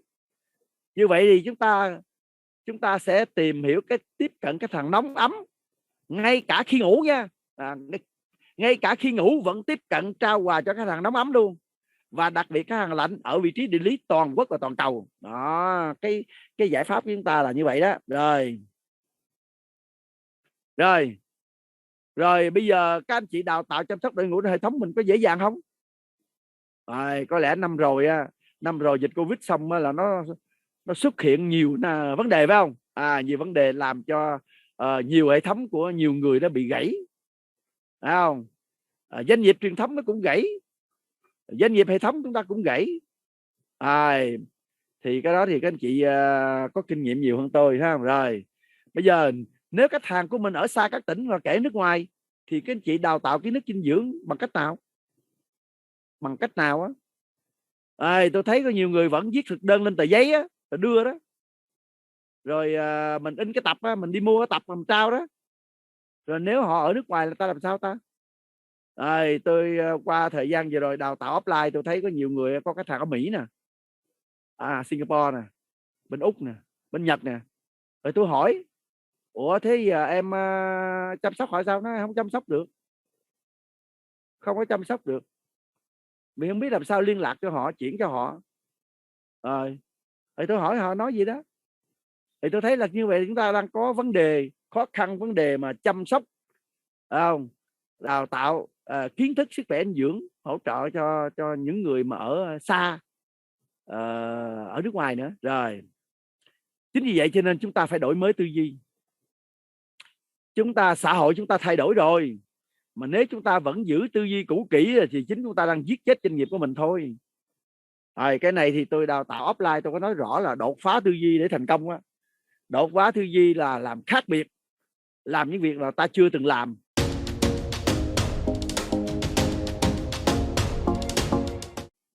Phải không? Ta không có phụ thuộc ai hết, mà một trong cách quan trọng nhất trong xã hội hiện nay là phải sáng tạo, làm khác biệt. Chúng ta cứ sao chép. Các đại học của Mỹ nó không có đào tạo để sao chép. Các đại học của Mỹ và các trường quốc tế tại Việt Nam á, nó đào tạo để sáng tạo, chứ không đào tạo để sao chép cái gì hết. Ở Việt Nam mình môn văn có văn mẫu á, bài văn nó có đáp án Ba-rem hết, phải nói có chữ đó nhiều điểm mới như. Ôi rồi, nếu mà đào tạo kiểu đó không thể ra nhà văn xịn được, không thể đào tạo ra một kỹ sư sáng tạo được. Rồi chúng ta tìm hiểu một cái tình hình mới, một hình mới. Rồi tôi hỏi quý anh chị nha, ta nói kinh doanh giống như đi câu cá đó, mà thứ quan trọng nhất bạn đi câu cá là bạn làm gì, cái gì? Thứ quan trọng nhất mình cần khi đi câu cá là gì quý anh chị? Mồi câu, mồi, cần câu, mồi câu. Rồi rất tuyệt vời. Rồi xác định loại cá mình câu. Rồi đúng rồi đó. Rồi đúng rồi. Thực sự cái đầu tiên phải nói là cá gì chứ. Tại sao loài cá? Tại loài cá nó quyết định mồi câu. Mà loài cá đây là gì? Là ai đó. Mình trao đổi hồi nãy giờ rồi đó. Ai là người sẽ sử dụng sản phẩm dịch vụ của mình, chứ đâu phải tất cả mọi người. Trẻ em sơ sinh cũng phải. Cái người nông dân tuốt ở trên rừng núi á, sâu xa trong rừng lâm nghiệp cũng phải. Mình không có cách tiếp cận được, mình không có tiếp cận được. Rồi như vậy thì mình phải trả lời câu hỏi như đi câu cá. Trước khi trao quà mình phải xác định khách hàng tiềm năng là ai, ai sẽ là mua sản phẩm của mình. Nhưng mà trên internet nha, tôi đang nói là trên internet. Rồi cái thứ hai là gì? Sau khi biết loại cá rồi, đâu phải bây giờ mình đi câu cá lóc mà mình lấy cái con trùng chẳng hạn, hay là câu con cá gì, cá trê đi, con cá trê nó không ăn trùng mà tới lại lấy con trùng ta câu nó đâu được đâu. Loại cá. Rồi loại cá nó quyết định là mình sẽ quyết định cái mồi gì, đúng không? Nhưng mà vấn đề cá này ở đâu chứ? Đâu phải ở chỗ nào cũng có cá. Những người mình cần là ở đâu? Theo các anh chị hỏi ở đâu? Thí dụ mình xác nhận đi, những người mà cần có body đẹp á, thì họ ở đâu ta? Là ai? Đó là những người ở các câu lạc bộ yoga. Đúng hay sai? Họ ở các câu lạc bộ yoga nè. Họ ở đâu? Họ ở mấy cái cộng đồng mà chăm sóc sức khỏe đó. Họ gym rất nhiều, đúng không? Mình đi câu cá mình phải biết cá ở đâu. chứ đâu phải đi xách đại câu đi ra cái bờ sông nào thả xuống câu đâu. Trên internet nó có đó, coi họ tham gia cái cộng đồng nào, đúng không? Ví dụ họ hay tham gia cộng đồng đọc sách, mình thấy những người doanh nhân này nè, đúng không? Mà doanh nhân thì cũng hay là giáo viên, họ hay đi nhậu lắm. Đó là những người đó có bệnh lý đó, họ bệnh lý mà không biết, đúng không? Còn những người bộc lộ ra mà béo phì thì không nói rồi. Có những người mà cũng hơi béo phì đó, hơi béo phì, bản thân họ biết họ không có sức khỏe đó, nhưng mà không ai nói cho họ đó. Nhưng mà những người đó ở đâu ta? Họ ở đâu anh chị phải đến đó đó. Cái gì đi câu cá anh chị phải đến cái hồ nào mà có cá. Nếu họ ở trong cái cộng đồng đọc sách thì cái gì tham gia cộng đồng đọc sách đi. Họ ở câu lộ gym thì các anh chị tham gia mấy cộng đồng gym ở trên mạng á. Tôi đang nói trên mạng chứ không phải offline đâu nha. Offline là các anh chị đang làm rồi, có nghĩa là chúng ta vẫn làm offline, nhưng mà nó còn một cái kênh nữa là kênh online. Ta sẽ tiếp cận khách hàng lạnh mà ta chưa hề quen mặt, ta chưa hề biết, nhưng mà ta biết họ là khách hàng của mình. Nhưng mà mình phải biết họ ở đâu chứ. Họ tham gia cộng đồng nào thì ta vô cộng đồng đó. Ta vô không có bán hàng nha, vô mà bán hàng là thua đó. Vô để mình lát tôi sẽ nói vô làm gì ha, vô cộng đồng làm gì ha. Rồi cái tiếp nữa, bây giờ mình vô đó xong rồi á, mình trao quà thì phải trao quà, nghe là quà mồi đó. Câu con cá phải có cái mồi, mà cái mồi đây chính là họ thích gì. Mình phải cho họ, mình phải thăm dò bằng cái gì, lát người ta nói, để mình biết họ thích gì. Mà đâu gặp mặt đâu. Cái người mà trực tiếp mặt mình nói chuyện mình biết, còn cái người mình không hề quen biết làm sao biết họ thích gì. Vẫn có cách biết đó anh chị. Như vậy ta dùng cái gì để ta hút họ. Mình biết họ thích gì thì mình dùng cái gì mình thu hút họ chứ, đúng không? Rồi còn nữa, cuối cùng kết quả. Cái kết quả là mình gieo trồng cái gì để mình giúp khách hàng giải quyết vấn đề gì của khách hàng tiềm năng. Mình phải biết họ cái gì. Cái này liên quan đến một cái thủ thuật mới, là một cái sản phẩm mới. Cái sản phẩm đó là trung gian để giúp chúng ta tiếp cận khách hàng. Các chị thấy chưa?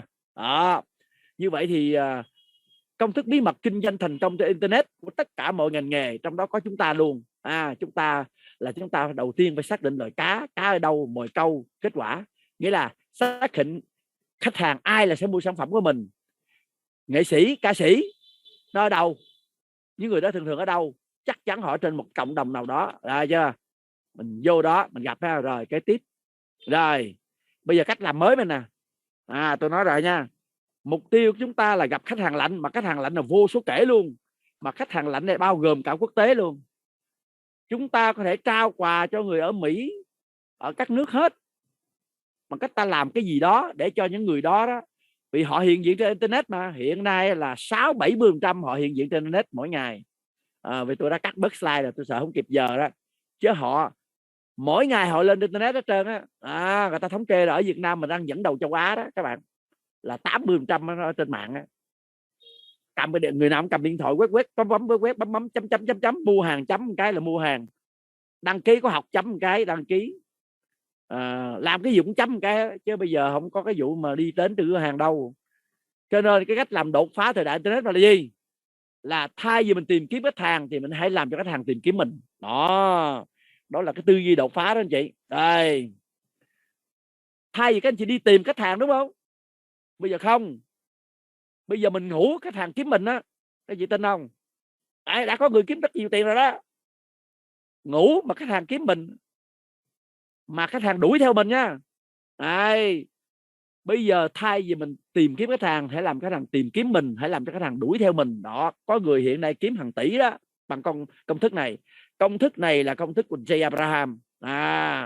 Ông này là tỷ phú đô la luôn á. Ông tư vấn cho hàng ngàn doanh nghiệp, ông kiếm tiền rất nhiều. Chỉ cần cho công thức họ và ra công cụ để làm sao cho khách hàng tìm kiếm sản phẩm của công ty. Đó là công ty truyền thống họ cũng đang làm vậy đó các bạn, kiếm hàng tỷ đó. Chứ không phải ít đâu.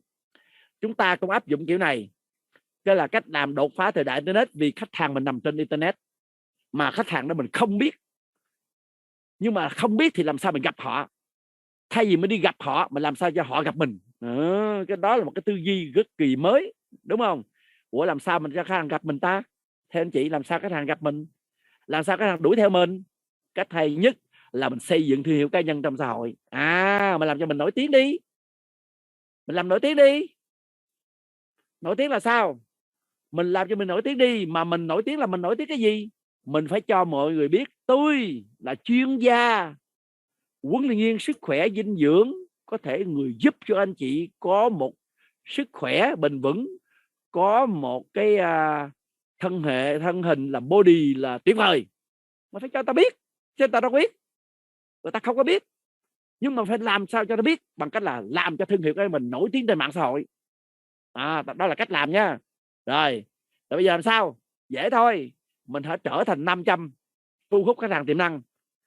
Mình ngủ có thể mấy ngàn người vô xem cái bài mình, mấy ngàn người vô xem clip của mình, được chưa? Mình đi du lịch mình vẫn trao quà được, mình ngủ mình vẫn trao quà được. Mình không trao quà trực tiếp, mình trao quà qua một cái phương tiện khác. Các anh chị không?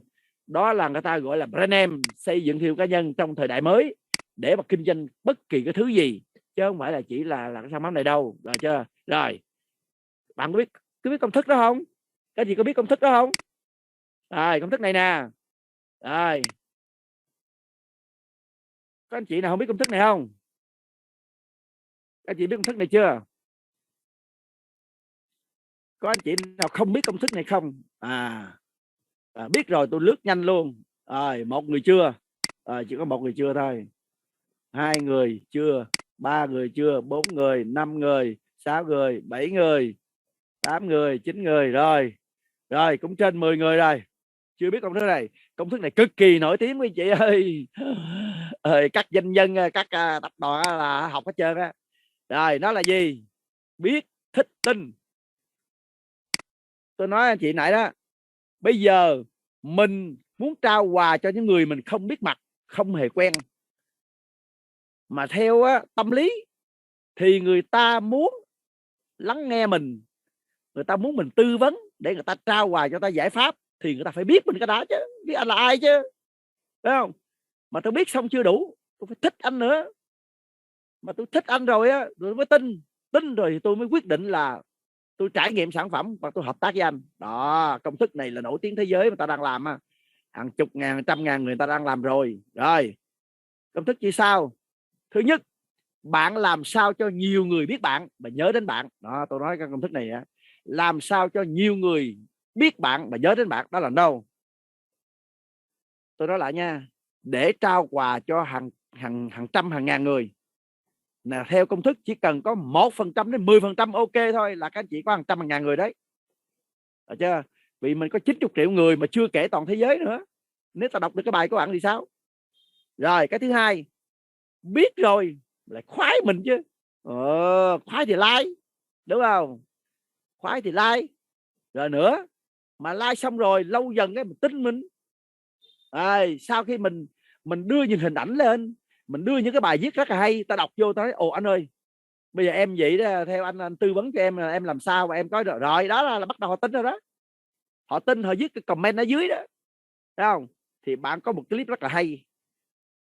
Rồi người ta thấy, nó hỏi, người ta hỏi cái bạn nói bạn trả lời là bạn hãy bấm vào cái link đó để vào Zalo, để gửi Zalo để tôi gọi, tôi trao đổi cho bạn, thí dụ vậy, đúng không? Cái gì không nè? Như vậy cái người đó mình đâu biết đâu, nhưng mà họ xem video clip của mình, họ xem cái bài viết của mình ở trên Facebook, bấm cái đó nhảy vô YouTube, YouTube nó mở cái clip lên, ồ hay quá, coi bài 1, bài 2, bài 3, bài 4, bài 5 vân vân. Số lượng người vô càng đông, có nghĩa là bạn đang thu hút, bạn là cái 500, bạn thu hút khách hàng tiềm năng đến với bạn, biết bạn. Dù bạn đi du lịch, dù bạn đang ngủ, vẫn có mấy ngàn người đang xem clip đó, đang đọc bài đó. Đó ta gọi là gì đó, ta trao quà trong lúc ta đang ngủ, trong lúc ta đi du lịch. Bởi vì ông Ziegler thì ông cũng nãy ông nói một câu hay, được không? Vì ông nói một câu hay nữa, nếu mọi người thích bạn họ sẽ lắng nghe bạn, nhưng nếu họ tin tưởng bạn họ sẽ kinh doanh với bạn. Đó, Ziegler nói là một chuyên gia bán hàng lỗi lạc toàn cầu. Câu nào ông nói là ông tuyệt vời, mà đặc biệt ông này có một cuốn hay lắm các bạn. Rồi các bạn kết nối tôi cuối buổi Zalo, tôi sẽ tặng bạn cái cuốn này, hẹn bạn trên đỉnh thành công, nói về kinh doanh MLM. Rồi ông này viết nó hay lắm, cuốn nó hay hồi 20 năm trước rồi. Ông là chuyên về nói về kinh doanh xây dựng hệ thống nha các bạn, hồi nãy nói rồi đó.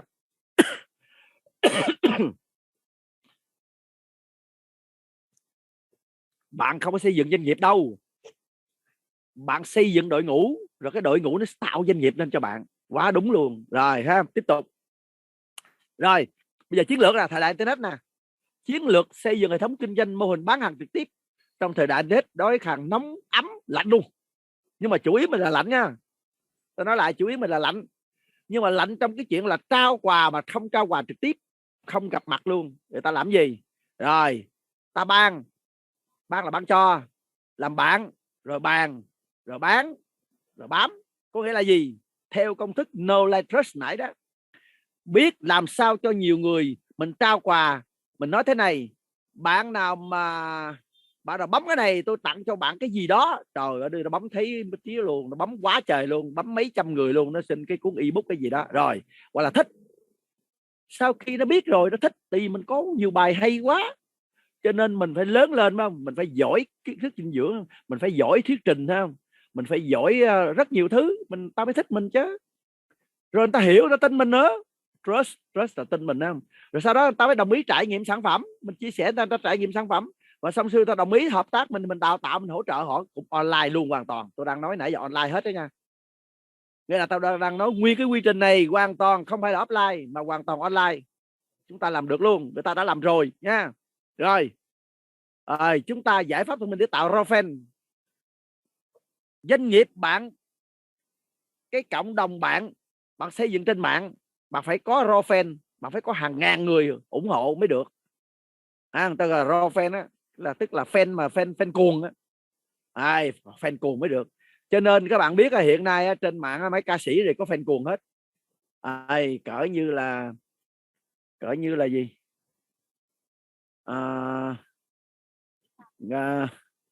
Mỹ Tâm hay mấy kia là cả triệu người á, ra một cái 1 triệu người, 1 triệu người xem á các bạn, raw fan đó, khủng khiếp luôn. Rồi ban là mình tặng quà, trao giá trị. Quà là cái gì?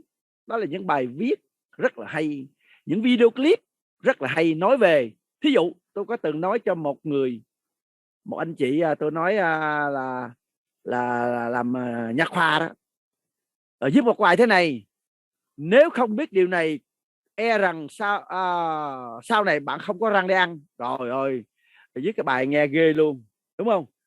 Nếu bạn không biết điều này, e rằng một thời gian nữa bạn không có răng để ăn. Rồi ơi, viết cái bài đó là ta vô ta coi liền á. Dĩ nhiên là bài khoa học giá trị đàng hoàng nha. Sau đó bạn kết nối làm bạn, hoặc là bạn viết một cái bài vận động tích cực có mang lại sức khỏe cho bạn không? Đặt câu nghe là vấn đề, đúng không? Tôi sẽ lên tranh luận liền. Vận động tích cực sẽ có sức khỏe, chắc chưa? Chúng ta đã biết rồi, vận động chỉ có 20% thôi, phải không? Dinh dưỡng, đúng không? Nhưng mà ta vẫn đặt cái câu hỏi đó, một câu hỏi nghe là câu hỏi gài, một câu hỏi tạo brainstorming, tạo ta suy nghĩ, và có người vô tranh luận. Mà ta vô tranh luận càng nhiều chừng nào, tức là ta có cộng đồng rồi đó. Chứ không phải vô ta ok mình đâu nha các anh chị, chứ thằng ta rồi ha. Rồi giải pháp thông minh để tạo raw fan, cái là fan cuồng á. Mục tiêu mình là gì? Mình là 500 thu hút khách hàng, mình phải trao tặng quà, trao giá trị liên tục, một tuần một clip, một tuần mà ít nhất 1 bài đến 2 bài.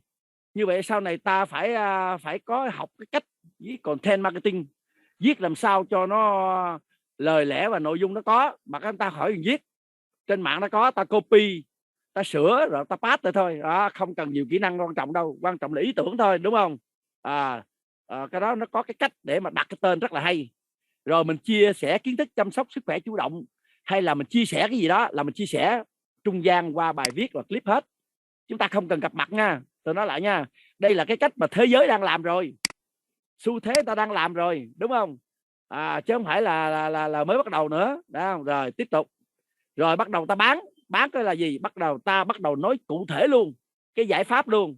Cái kia là mới bàn thôi, bàn ta bắt đầu ta thấy ta thích mình rồi, bởi vì mình có rất nhiều bài quá hay. Đến lúc mình bàn là ta nghe mình, như nãy của Ziegler có nói đó, khi mà người ta đã tin bạn rồi thì người ta sẽ kinh doanh với bạn. Khi người ta thích bạn thì người ta mới lắng nghe bạn, còn ta chưa thích bạn thì không nghe. Cho nên mình thông qua cái bài viết mà phải làm sao cho ta thích mình, know like trust. Và đến đây ta trải nghiệm xong, ta chia sẻ giải pháp, ta cho trải nghiệm đó, đúng không? Rồi cái đó là cái. Rồi cuối cùng khi mà họ đồng ý theo mình rồi thì phải chăm sóc giúp đỡ đào tạo online luôn. Thời đại bây giờ thầy online mà, ở đây toàn bộ quy trình này là không hề gặp mặt. Tôi nói không hề mặt nha. Như vậy cách làm này ta mới bảo trợ cho người ở nước ngoài, và bảo trợ và giúp đỡ cho người ở khác xa, các tỉnh, và ta mới giữ được hệ thống của mình, đúng không? Chứ còn ta làm cái kiểu mà thủ công, cái kiểu cũ thì cũng được, không phải là sai nha. Tôi nói cách này là hỗ trợ thôi nha. Rồi, ích lợi của cái chuyện này là gì, đúng không? Mình chuyển giao kiến thức đào tạo rất là dễ, đúng không? Đây, ứng dụng nó này. Đầu tiên, kỹ năng sử dụng internet, đúng không? Và các dịch vụ internet, chưa? Tức là bao gồm á, chúng ta phải có kỹ năng sử dụng internet và dịch vụ internet. Ví dụ như là Google sao, Drive sao, Google Sheet sao, Google đó, nó dễ lắm, không có khó gì hết trơn á. Ta học qua khóa nhỏ rồi. Tạo nội dung số, như nãy ta nói á, ta trao quà cho khách hàng, ta tiếp cận là gián tiếp bằng cách là qua tài liệu. Bây giờ các anh chị coi đi, thực đơn thì kia nọ là ta số hóa hết, ta đã làm nhanh lắm, 5 phút xong. Số hóa toàn bộ kiến thức dinh dưỡng, ví dụ như là talking point, chơi hết toàn bộ cái đó, làm trong vòng một tuần lễ là xong, làm chục cái luôn. Để sao khách hàng mình có thể sử dụng trên điện thoại và laptop, tại vì khách hàng mình nó nằm trên điện thoại, cầm điện thoại mở lên coi hôm nay thực đơn gì, coi là chắc ra cần tờ giấy nào đâu, đúng không? Thậm chí mình còn chưa biết mặt khách hàng nữa mà. Rồi chúng ta phải có kỹ năng tạo video clip, xây dựng kênh YouTube cá nhân. Các anh chị biết rồi đó, kênh YouTube. Còn tại sao kênh YouTube đó thì tôi mời các bạn tham gia cái Zoom của tôi đó. Tôi có gửi lên cái Zoom á, các anh chị lắc đăng ký đó, được chưa? Cái link á, tham gia tôi có tổ chức cái mini training. Lát nữa tôi sẽ nói các bạn cái link đó, thấy không? Thì tôi sẽ chia sẻ các bạn tại sao dùng kênh YouTube mà không dùng Facebook. Nó có rõ nha. Dù YouTube là các bạn miễn phí luôn. Các bạn chia sẻ sức khỏe chủ động, chăm sóc giáo dục con cái, để làm gì? Giúp khách hàng giải quyết vấn đề của họ, đúng không? Mình nói rồi, kinh doanh là gì? Trao quà là gì? Trao quà là giúp khách hàng giải quyết vấn đề của họ, nhu cầu của họ. Mà làm sao biết được? Mình cứ viết bài thôi. Mình viết bài sao là hội thu hút khách hàng vào xem xong cái ta biết. Ví dụ cô Ngân, trời ơi nghe bài cô Ngân hay quá. Cô Ngân là đúng là một huấn luyện viên sức khỏe dinh dưỡng, bị bài cô quá hay. Giúp cho tôi bây giờ tôi mới hiểu cái bệnh tật của tôi. Mấy lâu nay tôi tập rất là nhiều mà tôi cảm thấy đó, cái đó là do cái bài của bạn, đúng không? Cái bài clip của bạn nó quá hay đến độ là thích, không phải một người thích, 100 người thích, nó kéo vô ủng hộ vô tới 1.000, 2.000, 3.000, bạn tạo được raw fan, đúng không? Rồi tiếp tục. Cái thứ tư là gì? Cái thứ tư là chúng ta phải biến Facebook cá nhân thành cỗ máy thu hút khách hàng tiềm năng. Rồi tôi nói các bạn nghe nè.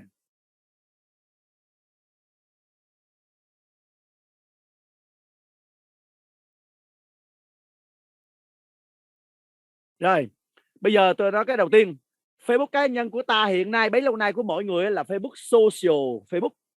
Tức là các bạn làm Facebook rồi chat chít chơi thôi, không có gì hết. Nhưng bây giờ ta kinh doanh, ta phải biến Facebook cá nhân mình thành cỗ máy thu hút nào để mà Facebook marketing. Phải biến Facebook mình không phải social mà thành marketing, tức là truyền thông sự kiện. Sắp có sự kiện Extravaganza vậy đó. Nó thắc mắc, nó hỏi cái đó là cái gì đó, nó thắc mắc là bắt đầu bạn có chuyện để nói rồi đó. Sắp có một sự kiện này, cái gì đó tôi mới đi dự vậy đó. Lúc đó bạn đang dùng Facebook, bạn không phải là Facebook cá nhân thường social nữa, mà Facebook marketing. Bạn truyền thông các sự kiện liên quan sức khỏe dinh dưỡng, liên quan cái sự kiện gì đó là bắt đầu tao vô rồi đó. Tôi nói lại nha. Cái phần này tôi sẽ nói sau rất là hay, không? Rồi sau này tôi sẽ tặng các bạn cái tài liệu là cái này luôn.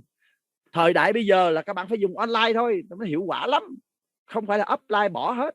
Nhưng mà bạn dùng cái này, tốc độ của bạn đi rất là nhanh.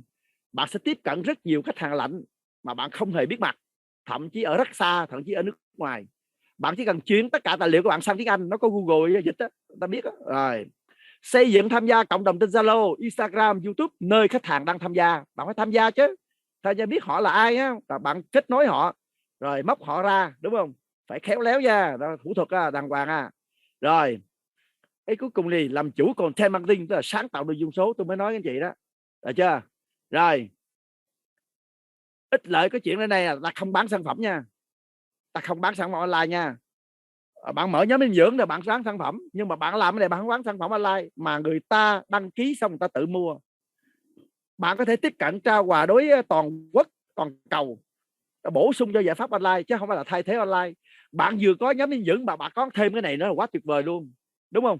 Bạn có công nghệ, bạn đứng thuyết trình, bạn đào tạo thì người ta khoái cái nhóm dinh dưỡng của bạn, vì nhóm dinh dưỡng của bạn nó có sự khác biệt so với nhóm dinh dưỡng khác. Để triển khai đào tạo online, chăm sóc hỗ trợ online luôn, chia sẻ kiến thức online hết, đúng chưa? Đây là cái ích lợi của nó. Rồi cuối cùng bây giờ tôi minh họa nha, đây là một cái thực đơn tôi thấy người ta viết giấy nè, các bạn thấy không?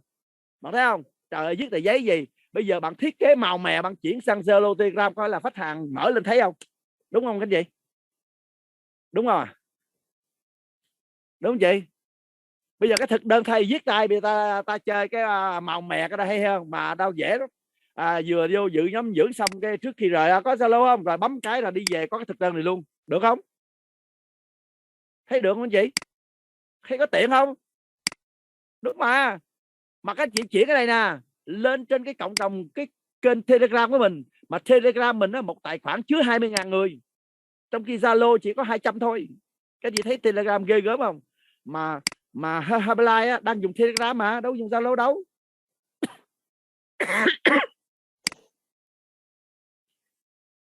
Một tài khoản Telegram bạn có thể chứa được 20.000 người trong đó đó. Bạn có 2 số điện thoại, bạn có 2 tài khoản Telegram luôn, bạn chứa 40.000 người đó. Còn nữa, ví dụ đây là Talking Point nè, đó, bây giờ mình tự thiết kế nè, tôi thiết kế nè, màu nè, thấy được không? Mình đẩy cái này luôn cho khách hàng của mình, đối tác của mình, rồi mình gửi, đúng không? Rồi cái mình gửi luôn cái bài này nè, mà cái bài này có âm thanh luôn, mình biến thành video clip mở lên có âm thanh luôn. Họ đi chơi du lịch họ mở lên, cô thấy đâu cần tờ giấy nào đâu trời, không có mang cuốn nào hết trơn á, tại vì họ chỉ cần có cái điện thoại thôi là họ có hết trơn, rồi còn gì nữa, đúng không? Đúng không các bạn? Rồi lát nữa các bạn cứ chia sẻ ra không sao hết, nó có nhiều thứ để các bạn hỏi lắm. Rồi cho nên chiến lược thành công này bạn chỉ cần 2 nhóm kỹ năng mà bạn giỏi. Cái thứ nhất là bạn phải giỏi phát triển bản thân nha, bạn biết tạo cảm xúc nha, bạn biết kỹ năng giao tiếp nha, kỹ năng thuyết trình ha, đúng không? Kỹ năng thuyết trình, giao tiếp nè, tạo động lực nè, xây dựng đội nhóm nè, kiến thức dinh dưỡng ra, đó là một cái nhóm kỹ năng bạn phải giỏi.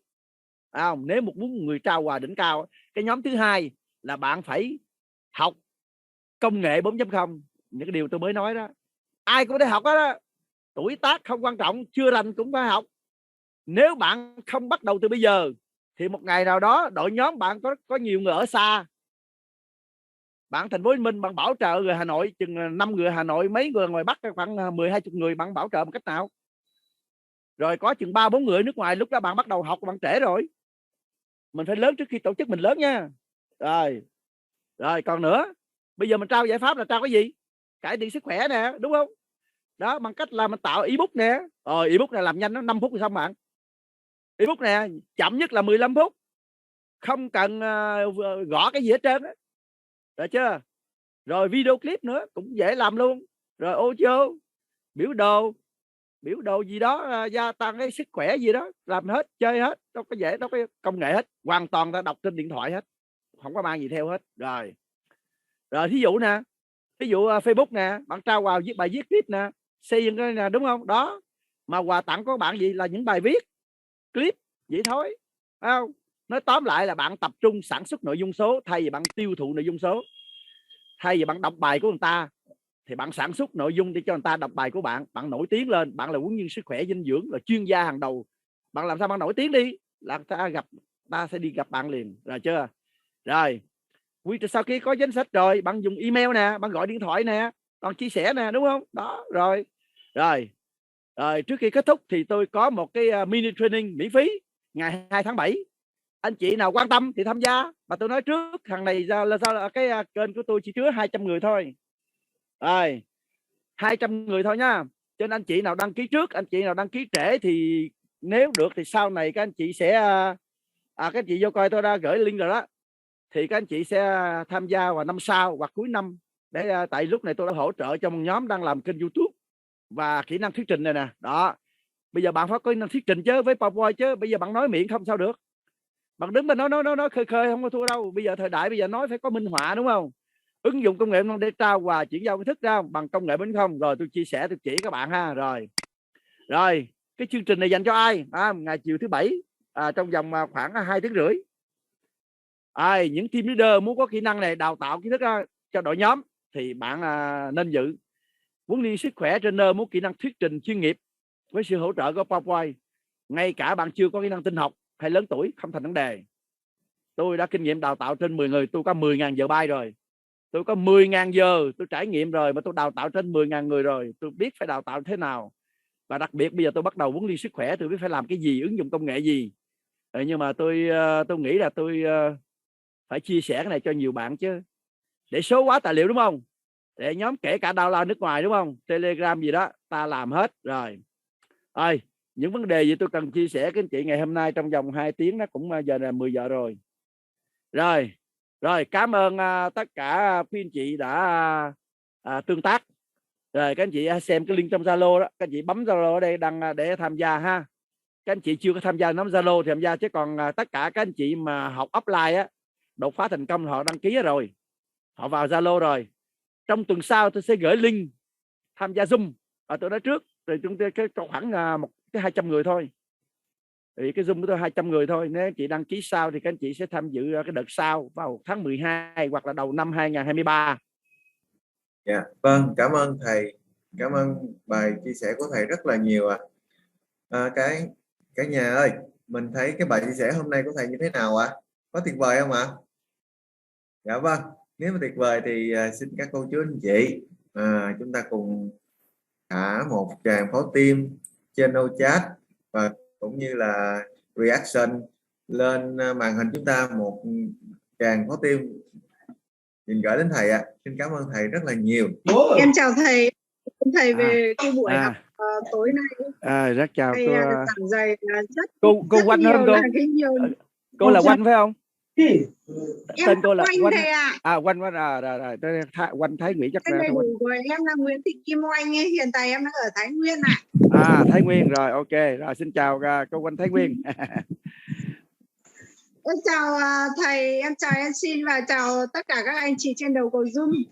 Hôm nay em được học cái buổi của thầy rất là ý nghĩa. Từ trước giờ nói thật với thầy thì em sợ nhất là 4.0 bởi vì em lười học lắm. Qua cái buổi học hôm nay em muốn là được thầy dẫn dắt. Thầy có nghe gì không ạ? Có nghe, ta đang nghe đây. Cô cứ nói đi, nghe rõ lắm. Đang nghe. Qua cái buổi học hôm nay em muốn là được đăng ký để cho thầy được học cái lớp dẫn 4.0 thầy ạ. Em có thấy cái link không? Em có thấy cái link đăng ký đó không? Nó mới đẩy lên đó. Zalo của thầy rồi, em đăng ký Zalo rồi ạ. Rồi được rồi, chứ đăng ký Zalo. Tất cả cái đó thì trong tuần tới thì mình xử lý xong xuôi hết. Thì mình add các bạn vô trong một cái nhóm á, rồi mình có thông báo chung, có link Zoom á, em bấm nó sẽ vô cái Zoom á, Zoom ngày chiều thứ bảy, chị bảy 2 tay nha. Buổi free miễn phí á, nhưng mà mình cũng nói đầy đủ là tất cả những vấn đề để lúc đó mình sẽ có nhiều câu hỏi đi sâu hơn, hiểu không? Rất cảm ơn sự quan tâm của em để mình thay đổi cuộc sống mình, mà thay đổi tư duy đúng không, cách làm mới. Em rất là quan tâm, là ok, rất sẵn sàng. Hiện nay cũng rất nhiều người đăng ký rồi. Em cảm ơn thầy. Chào bạn Tiên đó, phải Tiên không ạ? Dạ, em là Tuyên Tám Hạnh Phúc ạ. Em Tiên Tám Hạnh Phúc. Với bản thân mình là em đang sống ở thành phố Hà Tĩnh. Và hôm nay em có cơ duyên là có người chia sẻ cho em được vào lớp học của thầy tối hôm nay ạ. Và em rất là yêu chương trình. Và em cũng muốn xin thầy đăng ký cho em học buổi tiếp theo ban ngày đó ạ. Em bấm vô cái link đó chưa? Hồi nãy bấm cái link Zalo đó chưa em? Dạ em chưa. Khung chat đó, trong khung chat nó có cái link đó, tham gia group Zalo học công nghệ 4.0 cùng Quang Nguyễn đó. Em thấy cái đó không? Dạ em chưa thấy ạ. Không, hay là em có số điện thoại thôi chưa? Hồi nãy có đẩy ra có số điện thoại chưa? Số điện thoại của thầy em lấy rồi. Vậy em kết bạn đi ha, rồi hoặc là em liên lạc đi, hỏi trong ban ngày đi ha. Nếu mà bấm link nó không được nha, link không được thì em liên lạc qua số điện thoại đi, Zalo đi ha. Ok rồi. Thì lúc đó dễ nói chuyện hơn. Còn trên đây đó cái mạng nó chập chờn á, nhiều khi nghe nó không có rõ lắm. Rất là hoan nghênh. Nên tinh thần học hỏi là bắt đầu là thay đổi và bước vào cái thời đại mới đúng không? Rồi sẵn sàng. Xin thầy giúp cho em Dạ, xin mời chị Hoài Thu ạ. Chào cô Hoài Thu ạ. MC ạ. Dạ, em tên đầy đủ là Lương Thị Hoài Thu, em đến từ Quảng Bình. Dạ, lần đầu tiên thì hôm nay được nghe thầy nói về chương trình 4.0 và để hướng dẫn tới một cái tương lai mới thì rất chi là tuyệt vời và rất cảm ơn thầy rất nhiều. Và em cũng muốn là thầy dẫn dắt cho các em với, thì em mới vào từ tháng 10 năm ngoái đến bữa nay thì em cũng có học cầm tay chỉ việc rồi, cũng có giao lưu rồi, nhưng mà muốn để thầy dẫn dắt hơn nữa để em và con thể đi tiếp con đường mình đã lựa chọn thầy nè. Em có số điện thoại tôi chưa? Dạ, Zalo thì em có tham gia, số điện thoại em chưa có thế nè. Thì hồi nãy đó em hồi nãy bấm vô trong đó rồi.